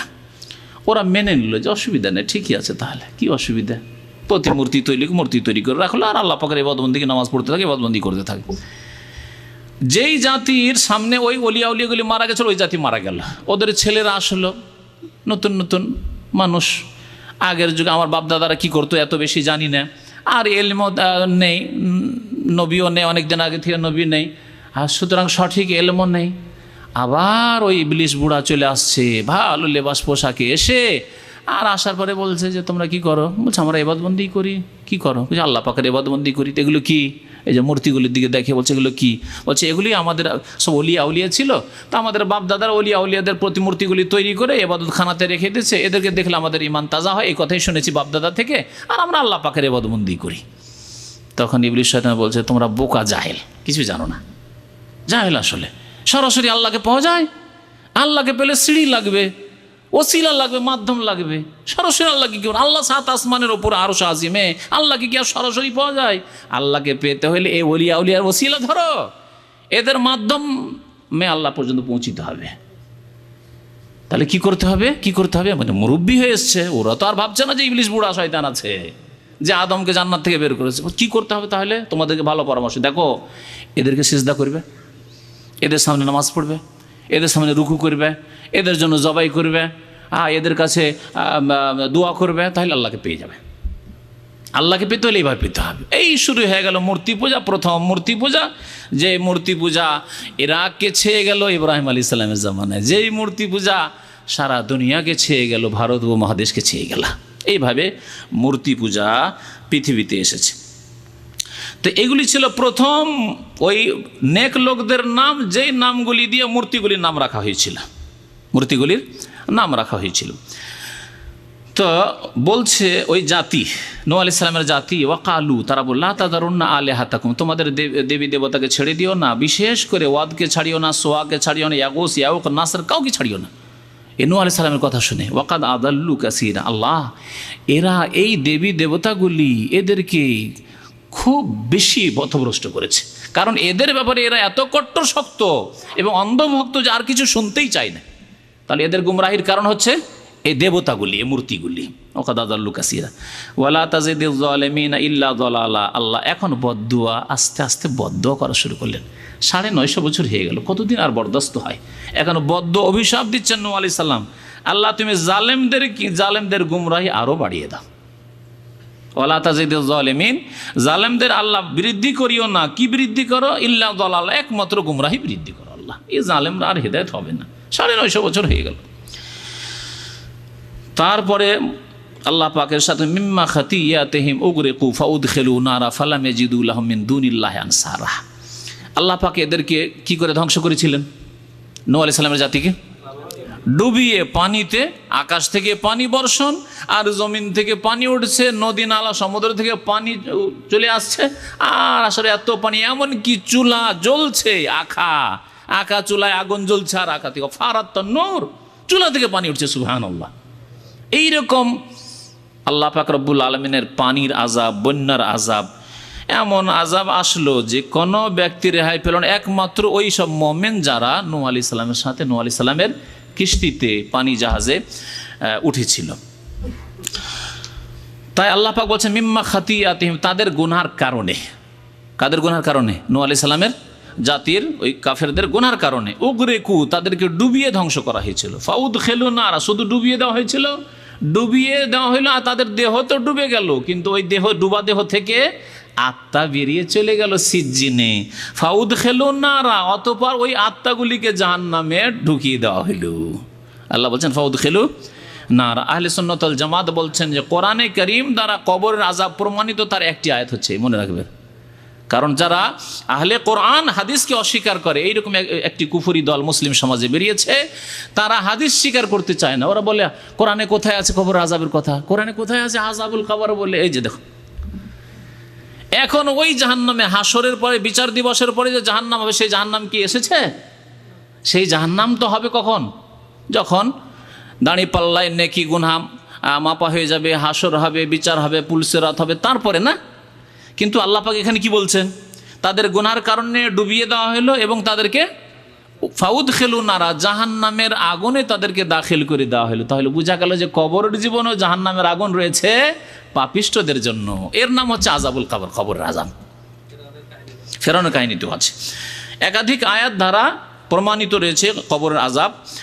জরুরি নয় যে কবরের আযাব শব্দ দিয়ে আল্লাহ পাক উল্লেখ করবেন। আল্লাহ পাক রব্বুল আলামিন ঈমানের পরীক্ষা করছেন, যে আমি যে উল্লেখ করেছি আমার কথা মানছি কিনা, না অন্তরে বক্রতা রয়েছে যে কোরআন মানবো, হাদিস মানবো না, হাদিস মানবো না, তা নামাজ পড়বে কি করে, রোজা রাখবে কি করে, যাকাত দেবে কতটা। কোথাও কোরআনে কারীমে এভাবে আল্লাহ পাক রব্বুল বিস্তারিত উল্লেখ করেননি। ফাউদখিলু নারা ফালাম ইয়াজিদু লাহুম মিন দুনিল্লাহি আনসারা, সুতরাং তারা আল্লাহ পাক রব্বুল আলামিন ছাড়া আর কোনো সাহায্যকারী পেল না, কেউ তাদের সাহায্য করতে পারল না, ধ্বংস হয়ে গেল। ওয়াকালা নূহুন রব্বি লা তাযার আলাল আরদি মিনাল কাফিরিনা দে। এখানে নূহ আলাইহিস সালামের জাতি কাফেরদের উপর যে বদ্দুয়া, সেই বদ্দুয়া আল্লাহ পাক উল্লেখ করেছেন। নূহ আলাইহিস সালাম কি বলে দোয়া করলেন? রব্বে, হে রব, লা তাযার আল আরদ, এই পৃথিবীতে কাফেরদের কোনো ব্যক্তিকে ছেড়ে দিও না। লা তাযার, ওয়াজারা ইয়াজারো মানে ছেড়ে দেওয়া, লা তাযার আল্লাহ তুমি ছেড়ে দিও না, আলাল আরজে পৃথিবীর ওপর, জমিনের ওপর, মিনাল কাফিরিনা দাইয়া কাফেরদের মধ্য থেকে, দাইয়ারান মানে আহাদান, কোনো ব্যক্তিকে চলমান অবস্থায় দুনিয়াতে ছেড়ে দিও না, ধ্বংস করে দাও। কাদের মধ্য থেকে? কাফেরদের বলা হয়েছে। কেন এই দোয়া করলেন? ইন্নাকা ইনতাজারহুম, কারণ বয়ান করছেন নূহ আলাইহিস সালাম নিজে। ইন্নাকা ইনতাজারহুম, আল্লাহ এদের কাফেরদের এক দুটো কাফেরকে যদি বাঁচিয়ে রাখো, ইউযিল্লু ইবাদাকা, এই তোমার বান্দারা যে আজকে পানি জাহাজে উঠেছে, মুমিন হয়েছে, মানে কালকে এদেরকে গুমরাহ করবে আবার। বা আগামী প্রজন্ম যারা এদের ছেলে মেয়ে জন্মাবে তাদেরকে আবার পথভ্রষ্ট করবে, হাজার হাজার আবার মূর্তি পূজক তৈরি করবে, কাফের তৈরি করবে, আর বদ প্রকৃতির লোক তৈরি করবে। ইন্নাকা ইনতাজারহুম, আল্লাহ এদেরকে যদি ছেড়ে দাও, ইউদিল্লু ইবাদাকা, তোমার বান্দাদেরকে গোমরাহ করবে, ওয়ালা ইয়ালিদু ইল্লা ফাজিরান কাফারা, আর এই কাফেরদের প্রজন্ম থেকে ভালো মানুষ জন্মিবে না। আল্লাহ 950 বছর দেখা হয়ে গেছে, আর কি এদের থেকে ভালো জন্মিবে? ওয়ালা ইয়ালিদু, এরা জন্ম দেবে না, ইল্লা ফাজিরান কাফারা, একমাত্র পাপিষ্ট পাপাচার আর কাফেরকে জন্ম দিবে আল্লাহ। তো পাপিষ্ট জন্ম দেওয়ার জন্য আর কাফের জন্ম দেওয়ার জন্য এদেরকে দুনিয়াতে রাখিও না, আল্লাহ ধ্বংস করে দাও। তারপরে তিনি দোয়া করছেন নিজের জন্য, নিজের মাতা পিতার জন্য, এবং প্রত্যেক মমিন, যে মমিনরা ওই পানি জাহাজে উঠেছিল, নূহ আলাইহিস সালামের বাড়িতে এসেছিল, নূহ আলাইহিস সালাম সহযোগিতা করেছিল, তাদের জন্য দোয়া করছেন। তারপরে কিয়ামত পর্যন্ত প্রত্যেক মমিন পুরুষ নারীর জন্য নূহ আলাইহিস সালাম দোয়া করছেন, যে দোয়া আমাদেরও করা উচিত। রব্বিগফিরলি, আল্লাহ তুমি আমাকে মাফ করে দাও। কি বলছেন? নূহ আলাইহিস সালাম যদি বলে আল্লাহ আমাকে মাফ করে দাও, তাহলে আমাদেরকে কতবার আল্লাহকে বলতে হবে? হ্যাঁ, সারাদিন চলে যায়, আমরা হয়তো একবারও বলি না আল্লাহ মাগফিরলি, বলি না আস্তাগফিরুল্লাহ, বলি না, তাই না? রব্বিগফিরলি, আল্লাহ আমাকে মাফ করে দাও। ওয়ালি ওয়ালিদাইয়া, আমার মাতা পিতাকে মাফ করে দাও। ওয়ালিমান দাখালা বাইতিয়া মুমিনান, এবং যারা আমার বাড়িতে ঈমান অবস্থায় মুমিন হয়ে প্রবেশ করবে আল্লাহ তাকেও মাফ করে দাও। আমার বাড়িতে অর্থ হতে পারে যে নূহ আলাইহিস সালামের বাড়িতে প্রথম কথা আমার একত্রিত হয় এখানে, তারপরে পানি জাহাজে উঠতে হবে, তো আমার বাড়িতে যারা আসবে আল্লাহ ওদের মাফ করে দাও। আর কেউ কেউ তাফসির করেছেন বাইতিয়া মানে মসজিদ, বাইত মানে মসজিদ, আমার বাড়ি, কারণ আল্লাহর ঘর কাকে বলা হয়েছে? মসজিদকে আল্লাহর ঘর বলা হয়েছে। এই রকমের নূহ আলাইহিস সালামের ঘর মানে মসজিদকে উদ্দেশ্য করা হয়েছে। তাফসীর ইবনে কাসিরে এই তাফসীরটি উল্লেখ করা হয়েছে। তাহলে কি অর্থ হবে? আল্লাহ তুমি আমাকে মাফ করে দাও, আমার মাতা পিতাকে মাফ করে দাও, এবং আমার মসজিদে যেই ব্যক্তি ঈমান অবস্থায় প্রবেশ করবে আল্লাহ তাকেও মাফ করে দাও। অর্থাৎ নামাজ পড়ার জন্য যে আসবে তাকে আল্লাহ তুমি মাফ করে দাও। তাহলে বোঝা গেল যে নূহ আলাইহিস সালামের দোয়ায় বেনামাজির জন্য মাফ চাওয়া হয়নি, বেনামাজির জন্য মার্জনা কামনা করা হয়নি, নামাজি হইতে হবে আল্লাহর কাছে মাফ নেওয়ার জন্য। ওয়ালিমান দাখালা বাইতিয়া মুমিনা ওয়ালিল মুমিনিনা ওয়াল মুমিনাত, আল্লাহ মুমিন পুরুষদেরকেও মাফ করে দাও, আর মুমিন নারীদেরকেও তুমি মাফ করে দাও। ওয়ালা তাজিদিল যালিমিনা ইল্লা তাবারা, জালেমদের ধ্বংস তুমি বৃদ্ধি করে দাও, জালেমদের ধ্বংস তুমি বৃদ্ধি করে দাও। তাবারা মানে হালাকান, ধ্বংস। আল্লাহ জালেমদেরকে তুমি ধ্বংস করো, আর মুমিন মুমিনাতকে তুমি মাফ করে দাও। রব্বিগফিরলি ওয়ালি ওয়ালিদাইয়া ওয়ালিমান দাখালা বাইতিয়া মুমিনান ওয়ালিল মুমিনিনা ওয়াল মুমিনাত ওয়ালা তাজিদিল যালিমিনা ইল্লা তাবারা। ওয়া সাল্লাল্লাহু আলা নবিয়িনা মুহাম্মদ ওয়া আলা আলিহি ওয়া সাহবিহি আজমাইন। আল্লাহ পাক কোরআনে কারিমে সূরা আহজাবে বলেছেন, প্রশ্ন হচ্ছে যে রাসূলুল্লাহ সাল্লাল্লাহু আলাইহি ওয়াসাল্লামের 63 বছরই আমাদের আদর্শ, না রাসূলুল্লাহ সাল্লাল্লাহু আলাইহি ওয়াসাল্লামের নবী হওয়ার পর এই 23 বছর আদর্শ? আপনারা কি বলেন? বলেন। আল্লাহ পাক নবীকে আদর্শ করেছেন। হ্যাঁ, নবী যদি নবী না হতেন তো আমাদের জন্য আদর্শ হতেন কি? তাহলে যখন থেকে নবী হয়েছেন তখন থেকে তিনি আমাদের আদর্শ। যদিও নবী করিম সাল্লাল্লাহু আলাইহি ওয়াসাল্লাম সাধারণত কোনো পাপের কাছে যেতেন না, মেলায় যেতেন না, ওই পুজোর কাছে যেতেন না, তবে জাহেলি যুগে বাপদাদার তরিকায়, পূর্বপুরুষের তরিকায় কোনো কিছু হয়ে যেতে পারে, সেজন্য সেগুলি আমাদের আদর্শ নয়। অথবা তার কাছে তখন ওহী আসেনি, সুতরাং তিনি যেটাকে ভালো মনে করতেন সেটা হয়তো করেছেন, কিন্তু সেটা শরীয়ত নয়। নবী করিম সাল্লাল্লাহু আলাইহি ওয়াসাল্লাম সম্পর্কে আল্লাহ পাক কোরআনে কেন বলছেন, লাকাদ কানা লাকুম ফি রাসূলিল্লাহি উসওয়াতুন হাসানা, নিশ্চয় তোমাদের জন্য রাসূলুল্লাহর মাঝে, দেখেন শব্দ ভালো করে একটু চিন্তা করে দেখেন, কি বলেছেন? লাকাদ কানা লাকুম ফি রাসূলিল্লাহ, আল্লাহ রসুলের মাঝে কি রয়েছে? উসওয়াতুন হাসানা রয়েছে, উত্তম আদর্শ রয়েছে। তাহলে আমাদের জন্য উত্তম আদর্শ কে? রাসূলুল্লাহ। যদি নবী সাল্লাল্লাহু আলাইহি ওয়াসাল্লামের পুরো জীবন, ওই প্রথম বছর জন্ম হয়েছেন দুনিয়াতে যেদিন, সেই দিন থেকে শুরু করে 63 বছরই যদি আমাদের আদর্শ হতো, তাহলে আল্লাহ বলতেন লাকাদ কানা লাকুম ফি মুহাম্মাদিন সাল্লাল্লাহু আলাইহি ওয়াসাল্লাম উসওয়াতুন হাসানা, বলতেন? বলেছেন না? বলেননি। নবী করিম সাল্লাল্লাহু আলাইহি ওয়াসাল্লাম নবী হওয়ার আগে 40 বছর পুরা হইল নবী হলেন। নবী হওয়ার আগে হেরা পাহাড়ের গুহায় একা নির্জনে ইবাদতবন্দি করতেন। যদি তার সারা জীবন যদি আমাদের জন্য আদর্শ হয়, তাহলে কেউ জনসমাজ ছেড়ে, বাপ মাকে ছেড়ে দিয়ে, স্ত্রীকে ছেড়ে দিয়ে, ছেলে মেয়েদেরকে ছেড়ে দিয়ে পাহাড়ের গুহায় গিয়ে যদি তপস্যা করে হিন্দুদের মতো অথবা বৌদ্ধদের মতো, সেটা ধর্ম হবে? ইসলামে জায়েজ নয়। কারণ নবী করিম সাল্লাল্লাহু আলাইহি ওয়াসাল্লাম নবী যেদিন হয়ে গেছেন সেই দিনের পরে আর গুহায় ইবাদত করার জন্য যাননি, গুহায় পাহাড়ের গর্তে ইবাদত করার জন্য যাননি। রাসূলুল্লাহ সাল্লাল্লাহু আলাইহি ওয়াসাল্লাম নবী হওয়ার পরে যেই কাজগুলি করেছেন, ওমা আতাকুমুর, আচ্ছা তারপরে এই আয়াত নিয়ে একটু লক্ষ্য করেন, আল্লাহ কি বলছেন? ওমা আতাকুম আর রসুল ফাখুজুহু, রসুল সাল্লাল্লাহু আলাইহি ওয়াসাল্লাম যা তোমাদেরকে দিয়েছেন তা নাও। যদি নবী সাল্লাল্লাহু আলাইহি ওয়াসাল্লামের পুরো জীবনটা আদর্শ হইতো তাহলে আল্লাহ বলতেন ওমা আতাকুম মুহাম্মাদুন সাল্লাল্লাহু আলাইহি ওয়াসাল্লাম ফাখুজুহু, মুহাম্মদ সাল্লাল্লাহু আলাইহি ওয়াসাল্লাম যা দিয়েছেন তা নাও। এই কথা আল্লাহ বলেননি। ওমা আতাকুম রাসূল, রসুল যা দিয়েছেন বলেছেন।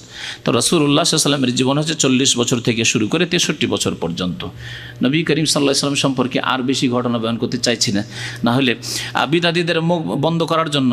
কারণ বিদাতী বলতে পারে যে না না অসুবিধা কি, পাহাড়ে গিয়ে আমি তপস্যা করলাম, পাহাড়ে গিয়ে আমি জিকির করলাম, পাহাড়ের গুহায় গিয়ে নির্জনে এটা করলাম, বিদাতী বলতে পারে। বিদাতীকে বলবো নবী করিম সাল্লাল্লাহু আলাইহি ওয়াসাল্লাম তার কওমের সাথে কাবা শরীফ তৈরি করছিলেন, তখন নবী সাল্লাল্লাহু আলাইহি ওয়াসাল্লাম মাথার ওপর পাথর বা কাঁধের ওপর পাথর নিয়ে এসে পাথর দিচ্ছিলেন। তখন আবু তালেব দেখলেন যে ভাতিজার খুব কষ্ট হচ্ছে, সাবালক হয়ে গেছেন তখন নবী সাল্লাল্লাহু আলাইহি ওয়াসাল্লাম, সাবালক হয়ে গেছেন, কাঁধে দাগ হয়ে যাচ্ছে, ছাল উড়ে যাবে। তো বলে বাবা এক কাজ করো, লুঙ্গিটা খুলে নিয়ে কাঁধে দিয়ে দাও, দিয়ে পাথর উঠাও।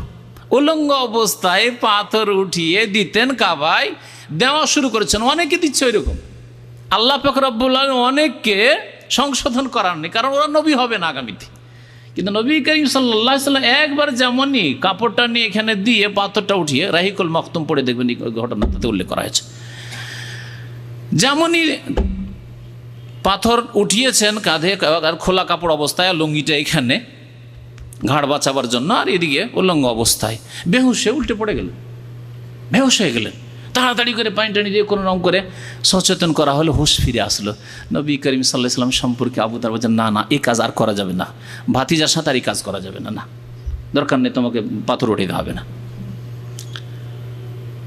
তাহলে কি সাবালক হওয়ার পরে কেউ উলঙ্গ হয়ে বাড়ি তৈরি করেন, রাজমিস্ত্রির কাজ করেন? হ্যাঁ করবেন? তাহলে নবী করিম সাল্লাল্লাহু আলাইহি ওয়াসাল্লামের সারা জীবন আদর্শ নয়, বরং নবুয়তের জীবন হচ্ছে আদর্শ।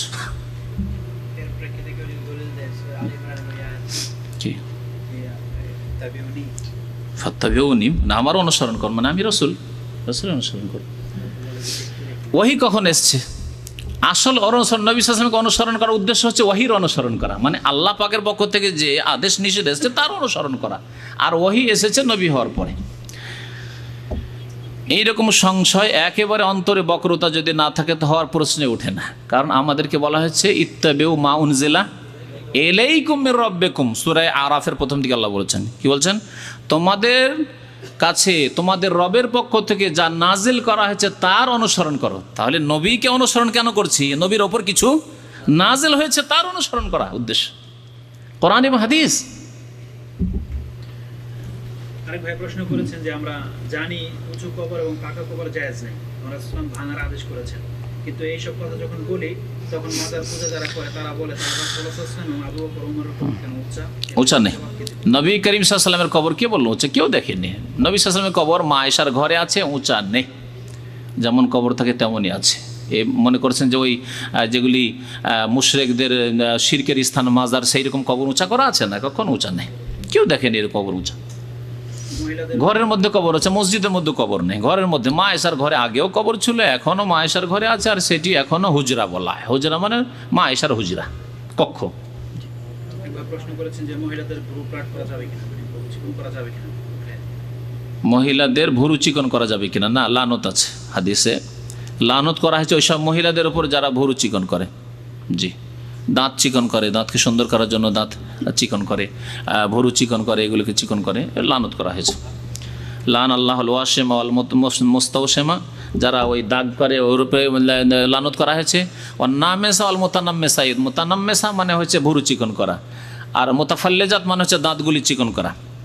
তো এগুলির উপরে লানত করা হয়েছে, কারণ এগুলি আল্লাহর সৃষ্টির পরিবর্তন, বিকৃতি, আল্লাহর সৃষ্টির বিকৃতি। আল্লাহ যেখানে জায়েজ করেনি জায়েজ নয়। আল্লাহর সৃষ্টি যেখানে কাটার অনুমতি আছে শুধু সেটা কাটা যাবে। মোচ কাটার যদি আদেশ না হতো তাহলে বলতাম যে কাটা চলবে না। হ্যাঁ, মোচ কাটা এই জন্য যাবে যে আল্লাহ কাটতে বলেছেন। হ্যাঁ, নামির নিচের চুল পরিষ্কার এই জন্য করা যাবে যে আল্লাহ পরিষ্কার করতে বলেছেন। বগল এই জন্য পরিষ্কার করা যাবে যে আল্লাহ তার রাসূল পরিষ্কার করতে বলেছেন। কিন্তু দাড়ি মুন্ডন করা আল্লাহ পাকের সৃষ্টির বিকৃতি, সুতরাং জায়েজ না। জি, প্রশ্ন করেছেন এরকমই ভুরু।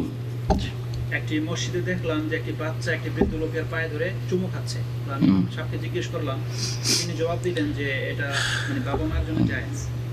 পায়ে চুমন না দেওয়াই উচিত, তবে যদিও কিছু আলেমরা বলেছে যে বাবা মা হইলে চুমন দেওয়াই হয়তো বলছে, এগুলো তাদের আদত, অভ্যাস। আরবদের মধ্যে কিছু অভ্যাস আছে যেগুলি শরীয়ত নয় অভ্যাস, যেমন গালে গালে চুমু দেওয়া। এটা কি কোনো হাদিস আছে নাকি? কোনো হাদিসে নেই। কিন্তু এগুলি বলছে যে ওগুলি আমাদের ট্রেডিশন, বুঝলেন তো, ট্রেডিশন মানে গতানুগতিক অভ্যাস যেগুলি। তো গতানুগতিক অভ্যাস এগুলি সব নতুন। মহানাকা মানে কাঁধে কাঁধ লাগানো, পেটে পেট লাগানো নয়, আর চুমা দেওয়া না। আবার চুমাতে একটু আওয়াজ করতে হবে। আবার কোথায় আছে এগুলো? তো যেটাই আরব করবে সেটাই আপনি করবেন, এই কথা তো আপনাকে বলা হচ্ছে না। যেটা কোরআন হাদিস রাসূলুল্লাহ সাল্লাল্লাহু আলাইহি সাল্লাম থেকে প্রমাণিত তা করবেন আপনি। ওই রকমই হচ্ছে পায়ে চুমন দাও কোনো সহিহ হাদিস নেই। সুতরাং পায়ে চুমন দাও বাবা মা হইলেও না করে উচিত। বাবা মায়ের করবেন। নবী করিম সাল্লাল্লাহু আলাইহি সাল্লামের আবু বকর চুমন দিয়েছেন পেশানিতে, মানে কপালে চুমন দিয়েছেন। মাথায় চুমন দেওয়ার প্রমাণ রয়েছে, এগুলিতে চুমন দেন। এর নিচে চুমন দেওয়া ধীরে ধীরে শিরক পর্যন্ত পৌঁছাতে পারে বা বাড়াবাড়িতে পৌঁছাতে পারে, সেই জন্য ওই রাস্তা বন্ধ করে দিতে হবে। হাতে চুমন দেওয়া আর তার নিচে আবার পায়ে চুমন দেওয়া, এগুলি শিরক পর্যন্ত পৌঁছাতে পারে, আর পৌঁছেও দিয়েছে। যারা এইসব কাজ করেছে তাদের অধিকাংশকে শিরকে শয়তান পৌঁছে দিয়েছে। প্রশ্ন করেছেন আল্লাহ তাআলাকে গালি দেওয়া মানে কি? আল্লাহকে গালি দেওয়া বিভিন্ন রকম হইতে পারে। আল্লাহকে গালি দেওয়া মানে যেমন বৃষ্টি হচ্ছে আর বৃষ্টির দরকার নেই, আল্লাহকে দেখতে পাই না নাকি? হ্যাঁ। তারপরে আপনার ভাগ্য খারাপ, কাজে আসলেন আর কাজ পাচ্ছেন না, অথবা খুব কষ্টে আছেন, আল্লাহ আমাকেই পেয়েছিল, বালা মুসিবত সব আমার ওপর, এগুলি আল্লাহকে গালমন্দ করা। আল্লাহ বাতাস ঝড় ইত্যাদি আসলে, হ্যাঁ, যুগকে সময়, আজকাল সময়কাল ভালো না, যুগ জামানা খুব খারাপ। আরে যুগ জামানার লোক খারাপ বলেন, যুগ জামানা আবার কিসের খারাপ? আমাদের দেশের লোকেরা কিন্তু বলে, বাবা যুগ জামানা খুব খারাপ, তাড়াতাড়ি চলে আসিও, রাত করিও না। যুগ জামানা কথা, যুগের লোক খারাপ, চোর ডাকাত। যুগ জামানা কেন খারাপ? যুগ জামানা আল্লাহ সৃষ্টি করে, যুগ জামানা খারাপ নয়। যুগ জামানা যেমন আছে তেমনই, ওই 24 ঘন্টার রাত দিন। আরেকটি প্রশ্ন করেছেন যে রাসূলুল্লাহ সাল্লাল্লাহু আলাইহি ওয়াসাল্লাম কি হাসান হোসেনকে মুসিবতের সময় তাবিজ দিয়েছিলেন? রাসূলুল্লাহ সাল্লাল্লাহু আলাইহি ওয়াসাল্লাম হাসান হোসেনকে তাবিজ দেননি। হাদিস আছে ইউআউযু, মানে আল্লাহর আশ্রয়ে রাখতেন, মানে বলতেন ওইযুকুমা বিকালিমাতিল্লাহি তাম্মাতি মিন শাররি মা খালাক, আউযু বিকালিমাতিল্লাহি তাম্মাতি মিন শাররি মা খালাক, এই দোয়া পড়ে তাদেরকে আল্লাহর আশ্রয়ে রাখতেন। আল্লাহর আশ্রয়ে রাখাকে বলে আউয়াজা ইউআউযু তাউইজান বলে। বাংলা ভাষায় তাবিজ মানে তাবিজ বাঁধা, কিছু লটকা, তাবিজ করা। আর আরবি ভাষা আউয়াজা ইউআউযু আউযু বিল্লাহি মিনাশ শাইতানির, পড়ছেন না? কুল আউযু বিরাব্বিল ফালাক, মানে আল্লাহ তোমার আশ্রয় চাইছি বা আশ্রয় গ্রহণ করছি। আউযু বিল্লাহি মিনাশ শাইতানির রাজিম, মানে বিতাড়িত শয়তান থেকে আমি আল্লাহর পানাহ চাইছি বা শরণ চাইছি, আশ্রয় গ্রহণ করছি। এ হচ্ছে আউযু, আল্লাহর আশ্রয়ে রাখতেন, এই কথা বলা হয়েছে ওই হাদিসে। বুঝতে ভুল করেছেন হয়তো হাদিসটি। মাগরিবের নামাজ যদি কাজা হয়ে যায় তাহলে ইমামের পেছনে এশার নামাজের সাথে কিভাবে সমন্বয় করে পড়বে? আগে পড়েন না পরে পড়েন? মাগরিবের নামাজ কাজা হলে এশার সাথে কেমনে পড়ব? জি, আমি বলি এই ক্ষেত্রে তরতিবের খেলাপ করা যাবে। যদি জামাত শুরু হয়ে গিয়ে থাকে কিন্তু এশা পড়ে নেন, আর এশা পড়ার পরে মাগরিব পড়ে নেন। জি, এটাই করেন, ঝামেলা শেষ। আর কিছু লোকেরা বলছে তরতিব সবসময় এই সময় যদি তরতিব খেয়াল রাখা হয় তাহলে 3 রাকাত পড়ে আপনাকে বিরোধিতা করে বসে যেতে হয়। ইমাম দাঁড়াইলো, আপনি বিরোধিতা করে বসে যান। এখন বসে গিয়ে সালাম ফিরবেন না, আবার অপেক্ষায় থাকবেন, 2টি মত আরও আছে। তো ওই সব ঝামেলায় না গিয়ে, আর এগুলি কোনো হাদিস দ্বারা প্রমাণিত নয়। সুতরাং তরতিব, এই ক্ষেত্রে তরতিব মানে পর্যায়ক্রম বজায় রাখতে পারলেন না, মাগরিব আগে পড়তে হইতো, তারপরে এশা আগে পড়ে নেন, জামাত শুরু হয়ে গেছে, আর তারপরে জামাত শেষে মাগরিব পড়ে নেন, অসুবিধা নেই। একবার প্রশ্ন করেছে যে আমাদের দেশে আযান এবং ইকামত দুইবার করে হয়, এখানে একবার, কোনটা ঠিক? আজান একামত একরাও হাদিসে আছে আর দৌড়াও হাদিসে আছে, মানে ডবলও আছে হাদিসে। তবে একরা একামত বেলাল রাদিয়াল্লাহু তাআলা আনহুর হাদিসে আছে। আর বেলাল রাদিয়াল্লাহু তাআলা আনহু নবী সাল্লাল্লাহু আলাইহি ওয়াসাল্লামের কোনখানকার মুয়াজ্জিন ছিলেন? মদিনার মুয়াজ্জিন। মদিনায় নবী সাল্লাল্লাহু আলাইহি ওয়াসাল্লামের জামানায় কয় বছর ধরে বেলাল আজান দিয়েছেন? হ্যাঁ, মদিনা আসার পরে না? মদিনা এসে মসজিদ নবী তৈরি হলো, নবী সাল্লাল্লাহু তারপর কত বছর বাঁচলেন? 10 বছর। বেলাল রাদিয়াল্লাহু তাআলা 10 বছর আজান দিয়েছেন, একামত দিয়েছেন একরা, আল্লাহু আকবার আল্লাহু আকবার, শাহাদু আল্লা ইলাহা ইল্লাল্লাহ শাহাদু মুহাম্মাদুর রাসূলুল্লাহ, হাইয়া আলাস সালাহ হাইয়া আলাল ফালাহ, কাদ কামাতিস সালাহ কাদ কামাতিস, আল্লাহু আকবার লা ইলাহা ইল্লাল্লাহ। বুঝা গেছে? আর মক্কায় আবু মাহজুরা যখন মক্কা বিজয় হলো, মক্কা বিজয় কোন সালে হইল? অষ্টম হিজরি, তার মানে তারপরে মাত্র 2 বছর নবী সাল্লাল্লাহু আলাইহি ওয়াসাল্লাম বাহায়াত থেকেছেন। আবু মাহজুরা দোহরা একামত দিয়েছেন, দোহরা একামত দিয়েছেন, যেটা হানাফি মাযহাবের লোকেরা আমল করে। হানাফি মাযহাবের লোকেরা মক্কার ওই 2 বছরের আমল তো নিয়েছে, কিন্তু নবী করিম সাল্লাল্লাহু আলাইহি ওয়াসাল্লামের খাস মুয়াজ্জিন বেলালে 10 বছরের একামত নেয়নি। বুঝা গেছে? আমরা বলি দুটোই নেন, তবে এলেম যদি থাকে যে দুটোই চলে তাহলে ঠিক আছে, আর যদি না জানা থাকে তো বেশি সহি যেটা সেটার উপর আমল করেন, সেটা হচ্ছে বেলাল রাদিয়াল্লাহু তাআলা একামতের উপর আমল করেন, একরা একামত। আর যদি কোনো মসজিদে যারা মুসাল্লিরা নামাজ পড়ে তারা জানে যে এখানে মাঝে মাঝে একরা হয়, মাঝে মাঝে দোহরা হয়, তো কোনো অসুবিধা নেই। মদিনা ইউনিভার্সিটিতে নিয়মিত একরা একামত হয়, কিন্তু মাঝে মাঝে ওই যেহেতু হাদিস সহি, সেটাও মক্কার যে ডবল একামত, কখনো কখনো মদিনার ছাত্ররা দোহরা একামতও দেয়, কোনো অসুবিধা নেই। কারণ এখানে যে আজান তো একই রকম আছে, তাতে তারজি আছে, তারজি করলেও চলে, না করলেও চলে, তারজি আবু মাহজুরিতে আছে। ওই আজানের ঝামেলা যাওয়ার দরকার নেই, কারণ আজান দুটোই ঠিক আছে, অসুবিধা নেই। কিন্তু এই ক্ষেত্রে একামত একরা দেওয়াই হচ্ছে বেশি সহি,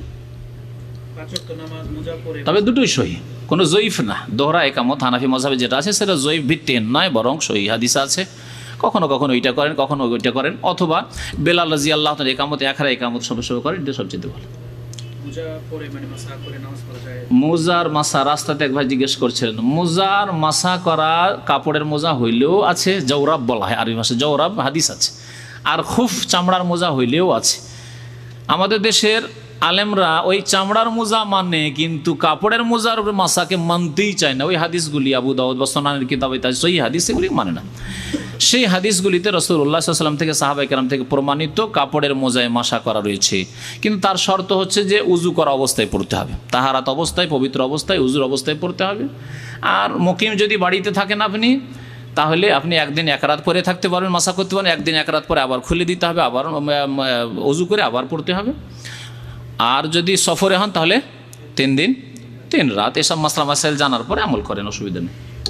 লিখেছে যে আমাদের দেশে পরিবার থেকে কেউ মারা গেলে বাসায় 3 দিন পাক শাক হয় না, আমাদের দেশে কোনো মানুষ মারা গেলে নিজের পরিবারে 3 দিন পাক শাক হয় না। পাক শাক যদি না করে জায়েজ আছে। শোক পালন করার অর্থ হচ্ছে যে ভালো কাপড় না পরা, শোক পালন করার অর্থ হচ্ছে যে চাকরিতে না যাওয়া, ব্যবসায় দোকানপাটে না যাওয়া, শোক পালন করার অর্থ হচ্ছে যে খাবার দাবার তৈরি না করা, এর মধ্যে শামিল। সুতরাং শোক পালনে 3 দিন শোক পালন করা জায়েজ আছে। 4 মাস 10 দিন শুধু স্ত্রী পালন করবে স্বামীর জন্য, বাকি যে কোনো মানুষ, আপনার বাবা মারা যাক, মা মারা যাক, স্ত্রী মারা যাক, আপনি স্বামী 3 দিনের বেশি চাকরি ছেড়ে বসে থাকবেন না, চাকরিতে যান। 3 দিনের বেশি দোকানপাট বন্ধ রাখবেন না, আপনি দোকানপাটে যান। 3 দিনের বেশি আপনি পাকশাক করবেন না, অথচ পাকিয়ে দেওয়ার কেউ নেই আপনাকে, নাই কাজ করবেন না, আপনি পাকশাক করেন। তবে 3 দিন আমি পাকশাক করবো না, শোক হয়েছে 3 দিন পাকশাক করবো না। আর কেউ খাবার দিলে ঠিক আছে, আর না হলে কিছু খেলাম না খেলাম, একটু পানি টানি খেয়ে থেকে গেলাম, শোক করা জায়েজ আছে। 3 দিনের পর আর জায়েজ নেই। 3 দিন আপনি আতর লাগাবেন না, শোক করা মানে আতর সুগন্ধি লাগাবো না, আমি ভালো ভালো লেবাস পরবো না, আমি কোনো রকম একটু পুরনো পরলাম, ঠিক আছে। 3 দিন পরে আর নয়, 3 দিন পরে আর নয়, এ হচ্ছে শোক করা। জি। আর মৃতের বাড়িতে খাবার পৌঁছানো এটি সুন্নত, পাড়া প্রতিবেশীর পক্ষ থেকে, আত্মীয় স্বজনদের পক্ষ থেকে মৃতের বাড়ি খাবার দিয়ে আসা, যে ওদের বাড়িতে পাকশাক হবে না, 3 দিন আমরা খাবার দিই, এটি সুন্নত। নবী করিম সাল্লাল্লাহু আলাইহি ওয়াসাল্লাম জাফরের ইন্তেকালের সময় জাফরের বাড়িতে খাবার দিতে বলেছিলেন। ইসলামিক জীবন বীমা হচ্ছে জুয়া, বিমা বা ইন্স্যুরেন্স হচ্ছে জুয়া, সুতরাং এই জুয়া থেকে বেঁচে থাকবেন। ইসলামী জীবন বীমা আমি বুঝি না কেমন, ইসলামী গণতন্ত্র যেমন বুঝি না, ইসলাম আবার গণতন্ত্র কেমন করে হয়? ইসলামে সকলেই সমান কী করে হয়? আল্লাহ তো সমান করেননি। ওই রকম ইসলামী জীবন বীমা যে কেমন করে হয় এটা আমি বুঝি না। তবে যদি একটা ইন্স্যুরেন্স শুধু আছে, কোঅপারেটিভ, ব্যবসায়ী নয়, ব্যবসায়ী প্রতিষ্ঠান নয়, আজকাল যতগুলি ইন্স্যুরেন্স কোম্পানি আছে সবগুলি ব্যবসায়ী জুয়ার কারবার করছে, কিন্তু ওরা বলছে আমরা কোঅপারেটিভ তাওনি, মিথ্যা। তাওনি নয়, কোঅপারেটিভ নয়। কোঅপারেটিভ অর্থ হচ্ছে যে ওই কাস্টমাররা আছে, কাস্টমারদের যার ক্ষয়ক্ষতি হইলো, কিছু হইলো, তাদেরকে দিলাম, আর দেওয়ার পরে যা বাঁচলো সেটাও কাস্টমারদের মাঝে বন্টন করে দিলাম, আমরা নিজে খেলাম না, এটা হচ্ছে কোঅপারেটিভ। আর কোঅপারেটিভ মানে এই নয় যে আমার 100 জন কাস্টমার আছে, আর 100 জন কাস্টমারের মধ্যে 10 জনের বড় অ্যাক্সিডেন্ট হইলো, সুতরাং 10 জনকে বেশ কিছু টাকা দিতে হলো, আর বাকি 90 জনের কিছুই দিতে হলো না, তাদের কোনো অ্যাক্সিডেন্ট হয়নি, সুতরাং 90 জনের 400 রিয়াল 500 রিয়াল করে বা 5,000 10,000 করে যা অনেক টাকা ইনকাম করে আমি বড়লোক হয়ে গেলাম। এটি হচ্ছে হারাম, জুয়া। আল্লাহ পাক জুয়া বলেছেন মিন আমালি শয়তান, শয়তানের কাজ, হারাম। একজনের মা এবং স্ত্রী অসুস্থ, আরেকজনের নানি। ইন্স্যুরেন্স করতে যদি বাধ্য না করা হয় কোনো দেশেই করবেন না আপনি। আর যেখানে ইন্স্যুরেন্স করতে বাধ্য করা হচ্ছে, যেমন হেলথ ইন্স্যুরেন্স, না করলে আপনাকে কোম্পানি আপনার চিকিৎসা দেবে না, তো জায়েজ আপনার জন্য। যেমন ছবি করা জায়েজ, বাধ্য সেই জন্য, কিন্তু ফুল ছবি করা কী জন্য করবেন? ফুল ছবি আপনি শখের ছবি কেন করবেন? একামার ছবি, পাসপোর্টের ছবি করতে হবে। ঠিকই তেমনই আপনার স্বাস্থ্যের হেলথ ইন্স্যুরেন্স অথবা গাড়ির ইন্স্যুরেন্স, এই ধরনের ইন্স্যুরেন্স করবেন। লাইফ ইন্স্যুরেন্স না, লাইফ ইন্স্যুরেন্স করতে বলছেন আপনাকে কোম্পানি, কেন করবেন আপনি? যে কোনো দেশে ইসলামিক ইন্স্যুরেন্স হোক আর গায়ের ইসলামী হোক, যদি